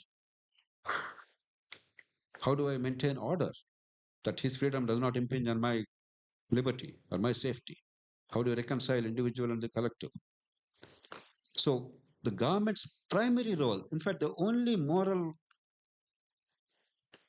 reason for existence of government is to fulfill the collective needs. Now, in a democracy, all over the world, if you only fulfill the collective needs, it's not politically sustainable. Because there's always a clash between the short-term price you have to pay to pursue the long-term interest. Even in a family, we all manage it because of the love, the bonds of love in a family and trust. When your parents told you when you were kids, look better, you don't spend all your time on TV or video games. I'm sure there are moments when you said, I hate you, Dad, and shut the door to his face. All of us did it. But because there is love, there is trust, and there is this genetic bond, somehow the families are reconciled. You're where you are today. But the government doesn't have genetic bond. The politicians, they're not part of your family. You have no reason to trust them or love them. It's always a difficult thing to make people pay the short-term price to pursue the long-term good. Therefore, in democratic politics, short-term, what is welfare? It is short-term individual gain. It's individual and it's short-term. You give 2 rupees rice today, tomorrow morning you're very hungry. You all know the Chinese proverb. Either you feed every day, think that you're doing a great job, or while you take care that the person doesn't starve, actually give him the equipment and teach him how to fish. The long term versus the short term. Therefore, the only viable thing in a democratic society is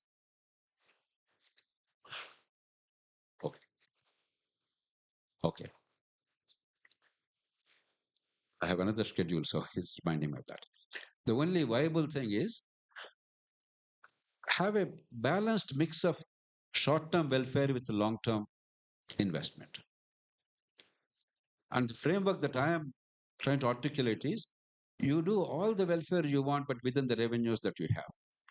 Not borrowing money at the cost of the next generation because it's affecting intergenerational equity. Because you, the young people of this country, will be forced to pay tomorrow for the profligacy of today. So it can't be no welfare at all. It can't be all welfare. All welfare is a disaster for the future. No welfare is politically unviable and also morally unjust.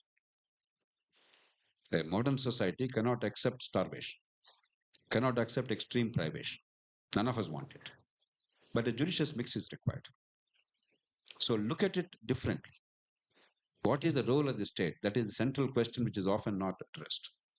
Once you understand that clearly, a lot of problems you find solutions easily.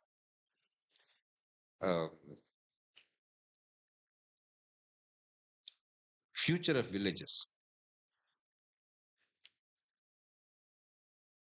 I grew up in a village. I don't know if any of the students here grew up in a village. Okay, there are 3 or 4 of you. So maybe 3%, 4%, 2%. Don't have any romantic notions of a village. A village, of our conception, most of them will not survive. Even without anything, many of them are getting depopulated. At the same time, if you destroy the rural culture, agriculture, and if you make inevitable migration to distant big cities in circumstances of hardship, that's a disaster.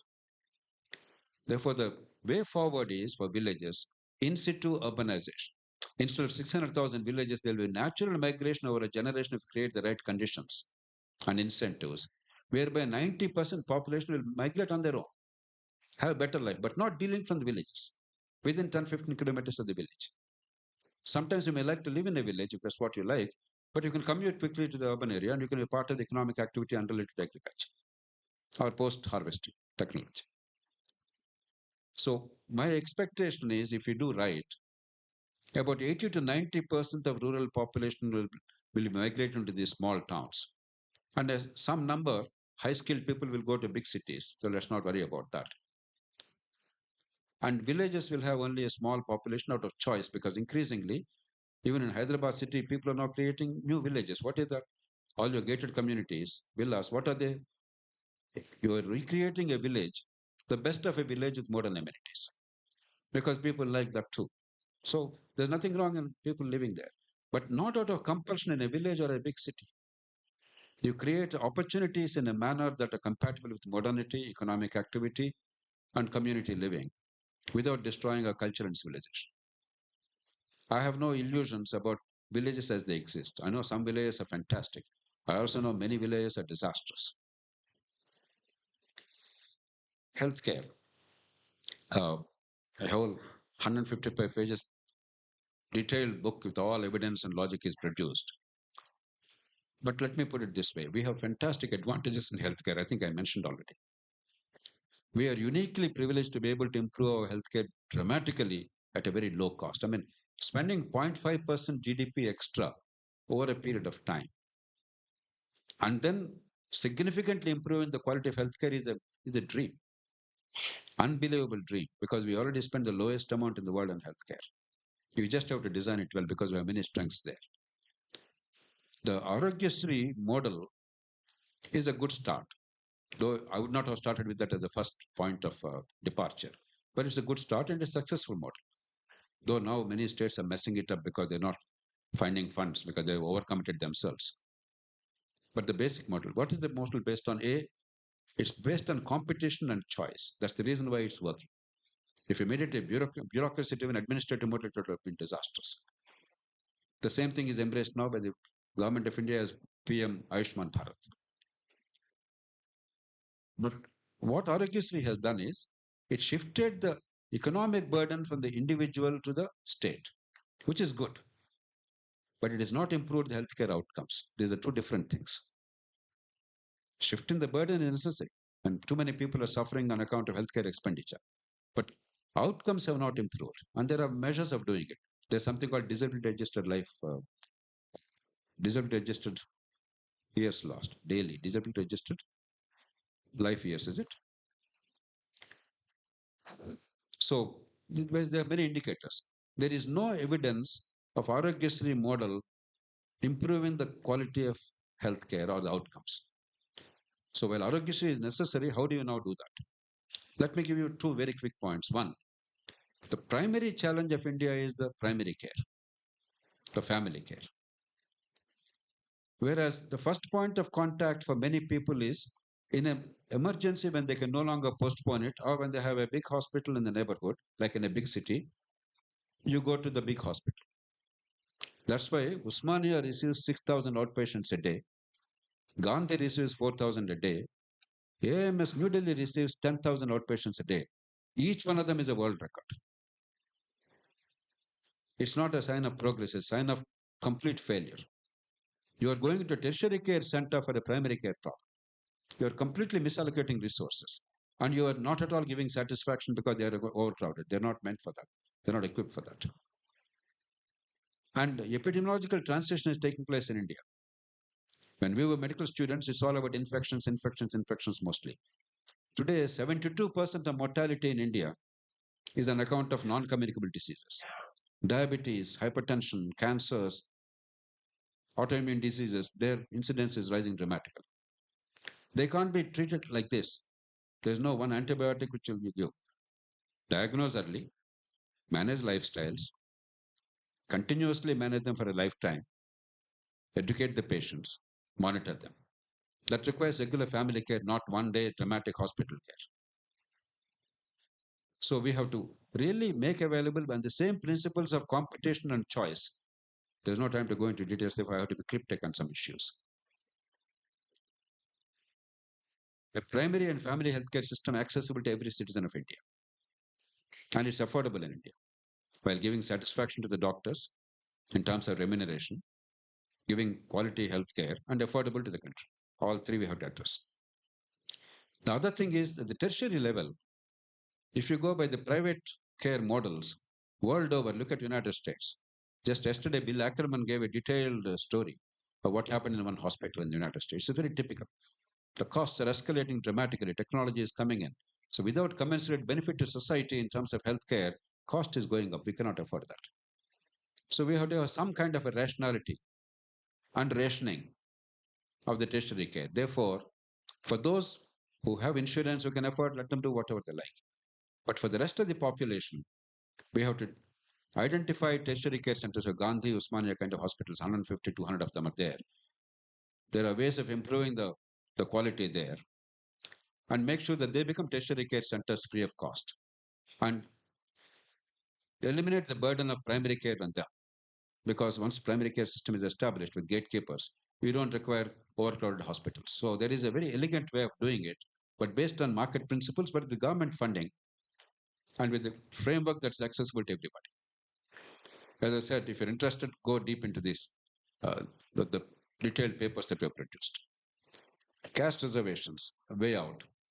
No, it is a fact that even today, while caste is not the sole determinant, caste is the single most important determinant of backwardness and deprivation and discrimination. Therefore, our leaders were right. Now, we all blame our politicians, but remember, there is almost no other country where all parties came together unanimously from day one and continued that unanimity about affirmative action policies based on caste.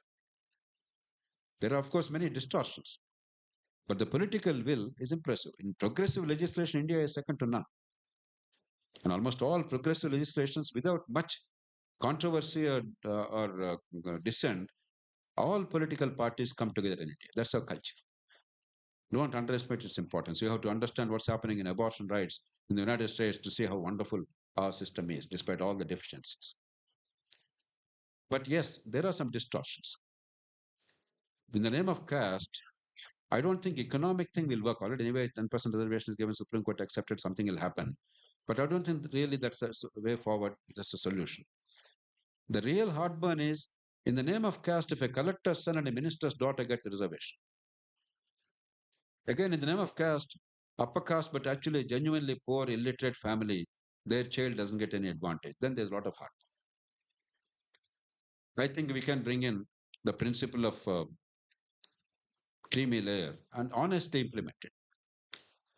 Because the people who are losing out on account of this are the genuine people who deserve help, who are suffering discrimination, the really poor among the disadvantaged sections. But the most important thing is not all this. Our disaster is school education. If school education is good, a kid from any family, from any community, any caste, whatever be the parental background, can actually fulfill her potential because God and nature endowed her with that potential. If school education is bad, what good will reservations do after school education? Reservations in higher education, employment. If already the child is stunted mentally, intellectually, reservation is a bogus thing. It's not helping them. We are lying to them. We are only keeping them, appeasing them, and then keeping them, peaceful. It's not helping them. So the central question is: are we going to improve school education? Like China, for instance, in the same PISA survey was number one in the world. Number one in the world. Consistently since then, in every PISA survey, they're somewhere in the top 3 or 4. We can do it. If you do that, then reservation or no reservation, if a child can compete after school with anybody, irrespective of her background, her birth, circumstance of birth, then we create an egalitarian society. It's equality of opportunity we need. Without quality school education, there is no equality of opportunity no matter what you pretend to do. It's a lie. And that is the most ignored aspect of affirmative action in the country. Delayed justice. Again, detailed papers are there, as I told you. There are many things to be done, civil justice, criminal justice, but let me just list them, nothing more. We can't go into details anymore. We have to, in criminal justice system, for instance, we have to look at crime investigation. How do you insulate it from political vagaries, but with accountability? A rogue policeman is dangerous than a politically controlled policeman. So accountability is equally important. If you give me autonomy without accountability, it's a disaster. And 2, how do you strengthen the prosecution? 3, how do you bring forensics of high quality? 4, how do you bring in the procedural reforms required so that genuine investigation takes place, not beating up people and extracting a confession and a duress, and not right might becoming right. And Malimat Committee gave a detailed set of recommendations on criminal justice reform. Then quality of judges. Some of the rarely do bright people want to go into judiciary, particularly at the lower level, because law is a very lucrative profession. They make tons of money if you're a competent lawyer. So you must now make judiciary attractive. Among other things, we require Indian judicial service to make it attractive, because in this country, an All India service somehow makes it very glamorous and sexy, and people want to compete. We can bring them in. And then we have to increase the number of judges. And we have to create many local courts. I myself was the architect of the law enacted by Parliament unanimously on local courts. It's not implemented. So that all the small cases can be quickly disposed of through summary procedures. So there's a whole lot of things. There's no one single silver bullet. And with the same system, civil procedures, if you improve, civil justice will improve too, provided the local courts are available for many cases below a certain threshold. So there's a way of doing it, and it's not that difficult to comprehend because the rest of the world is doing it. And somehow in India, we complain, we keep on shouting, but we're allergic to actually doing things in a systematic way. EVMs. There is not a shred of evidence that EVMs are doctored. There's not one single piece of evidence ever submitted. It's all conjecture. But still, it's the duty of the Election Commission to enhance the confidence in the electoral integrity. And the Commission, I think, is doing a good job. They, for instance, placed it before the whole global community. 130 countries' ambassadors were present when they looked at EVMs. That's why, if you notice, despite all the talk of some of the activists, well-meaning but misguided activists in India, there's nobody in the globe who is talking about EVMs in India, because the global community knows what is the truth. When ballot papers were there, what happened, you guys don't know. I conducted elections with ballot papers. I conducted elections with EVMs. I monitored elections. I monitored elections in other countries. I was the observer for the first election, free election in 2002, after 27 years of dictatorship in Kenya. I monitored the elections in Maldives. So I know what I'm talking about. Most of the people, they don't even know anything about election. I absolutely guarantee, with all the credibility and the strength of purpose that I have at my command, that the problem of elections is not in the conduct of elections. Our electoral system is flawed, our political culture is a disaster, there are many, many things wrong, but not in voting, not in counting. That's the one thing that we are doing well. And yes, we can still improve it. We can still engender the public confidence. That's why the Supreme Court came up with the VVPATs. And there's not a single evidence of VVPATs being different from the actual vote cast there. There are plenty of safeguards. The system is 100% transparent at every level. So I assure you, right from the first day, Sukumar Sen, the first Chief Election Commissioner of India in 1952, till date, that is one area where our bureaucracy has done very well. The same corrupt, dysfunctional, incompetent buffoons, because of the systems built and accountability instituted and the public attention and the fierce political competition, they do a remarkable job. So there are problems in India. Don't invent problems where there are none. If it ain't broke, don't fix it. There are many things broken. For heaven's sake, focus your attention on that. I can again tell you categorically, there is not a shred of evidence of EVMs being doctored. Okay, friends, let me conclude with just one brief statement. I'm a great optimist, but optimism based on rationality. We live in a fantastic age.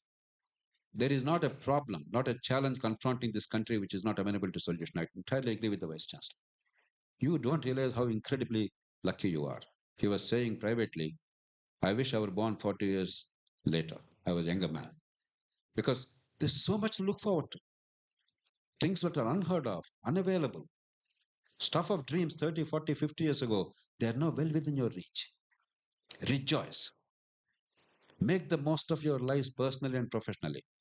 But just remember, individual growth and collective good have to go together. It's not because you and I are charitable, we are kind, we are moral, nothing of the kind. Because we are practical.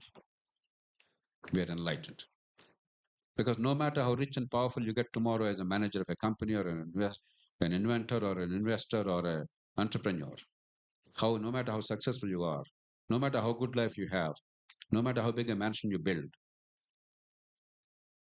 the mosquito that bites the neighborhood urchin will enter your home, bite you or your kids, transmit the dengue virus or chikungunya virus or some other parasite. You too will suffer. My wife and I got chikungunya recently. We are taking as much care as is humanly possible, but ultimately I can't control mosquitoes. What I do in the house is not enough. It has to be collective. So collective good is nothing but controlling mosquitoes, because mosquitoes don't care who you are. They don't care where you graduated from, because mosquitoes are truly socialist. So it is this perspective that individual goals, collective good, they're not separate. They're not two separate silos, they're together.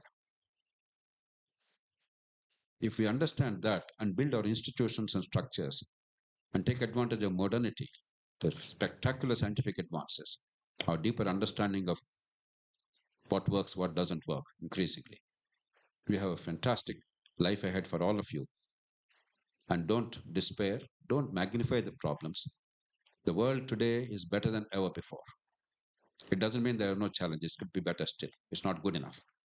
And that's what should spur us. But the notion that we live in a terrible world, in an ugly world, is a stupid notion. It's historically wrong. The evidence is conclusive.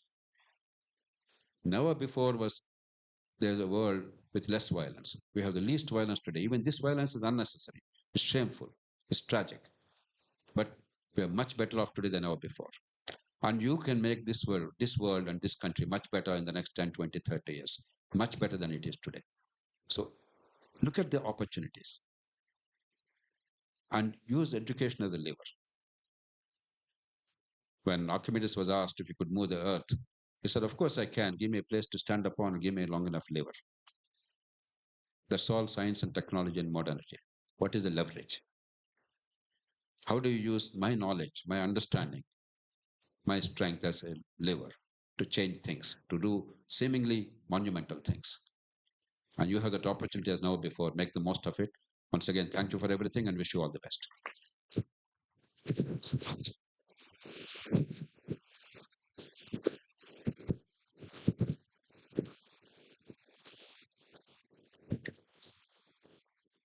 What a feast it was. I'll just take 60 seconds. My job always, whether it was in finance or here, it's always in a rush. Uh, Actually, a very, very big thank you for Dr. Jayaprakash Narayan sir for such a enlightening lecture. I told one of my scholar, Anusha, she was here, to note down certain important points to be given to our PRO and press. I see her, I don't think she had any point that she could have missed. The whole notes runs into several pages. Now we have an exercise to pressy writing. And I am sure if there is a scholar sitting here working on this topic, his PhD can be submitted tomorrow. Thank you so much, sir, for enlightened speech. I profusely thank Professor Vijay Rao Garu for his patronage. He is actually busy today. He came back after a week's absence from his office, but still he could take time. Yeah, that's great. I'll just give it to you, sir. After you speak, we'll close. Thanks. I just cannot resist summarizing this construct called Bharat. Bharat has always been a problem extremely well defined. We all came to know about the Bharat as the problems. But this is an interesting, fascinating anomaly. We are ruled by wise people, wise politicians across the party lines. We are also conducted by very wise bureaucrats. People are wise. Our wisdom comes from long distance. Compared to global median, we are wiser. Still, we have very daunting problems. And we are compared always with China. It's an elephant in the room that we have to address. China. How come China made it? We didn't. Started at the same point. We are wiser. We are better. Ruled by very wise leaderships. So it's an interesting anomaly as a construct. Look at it that way. Tremendous opportunities are ahead of us, as Jayaprakash ji mentioned. We have come here now after 7-8 decades of independence. We have all the necessary tools with us to surge ahead compared to where we started it. So I think there is tremendous optimism in the system with all these problems well defined. When problems are well defined, they're half solved. Please realize. He defined the problems extremely well. He even gave solutions. So it's a very good news. We know where we stand. So I think we should just march ahead. And with that optimism, maybe 10, 20, 30, 40 years, we should get there. When the world is suffering from artificial intelligence delusion, we should come up with an alternate model, and which we can if we play our cards well. So my take home from his lecture is very good. I now understand much better what I am. Let us just go and solve it. My generation solved some important problems. This generation should solve the problems that we understood today. I'm very optimistic. I'm sure Jayaprakash ji fully agrees with me. Thank you. Thank you, sir. Now it is time to pay our respects. I request you to hand over a small memento to Sir Dr. Jayaprakash Narayan. Yeah, we can call him Professor Jayaprakash Narayan. I request Registrar also to join for the photograph, please.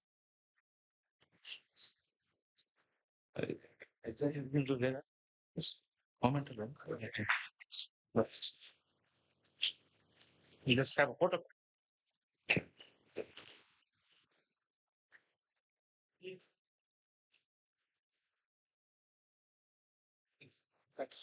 Yeah, there is tea there. I don't know whether it's yeah. Yes.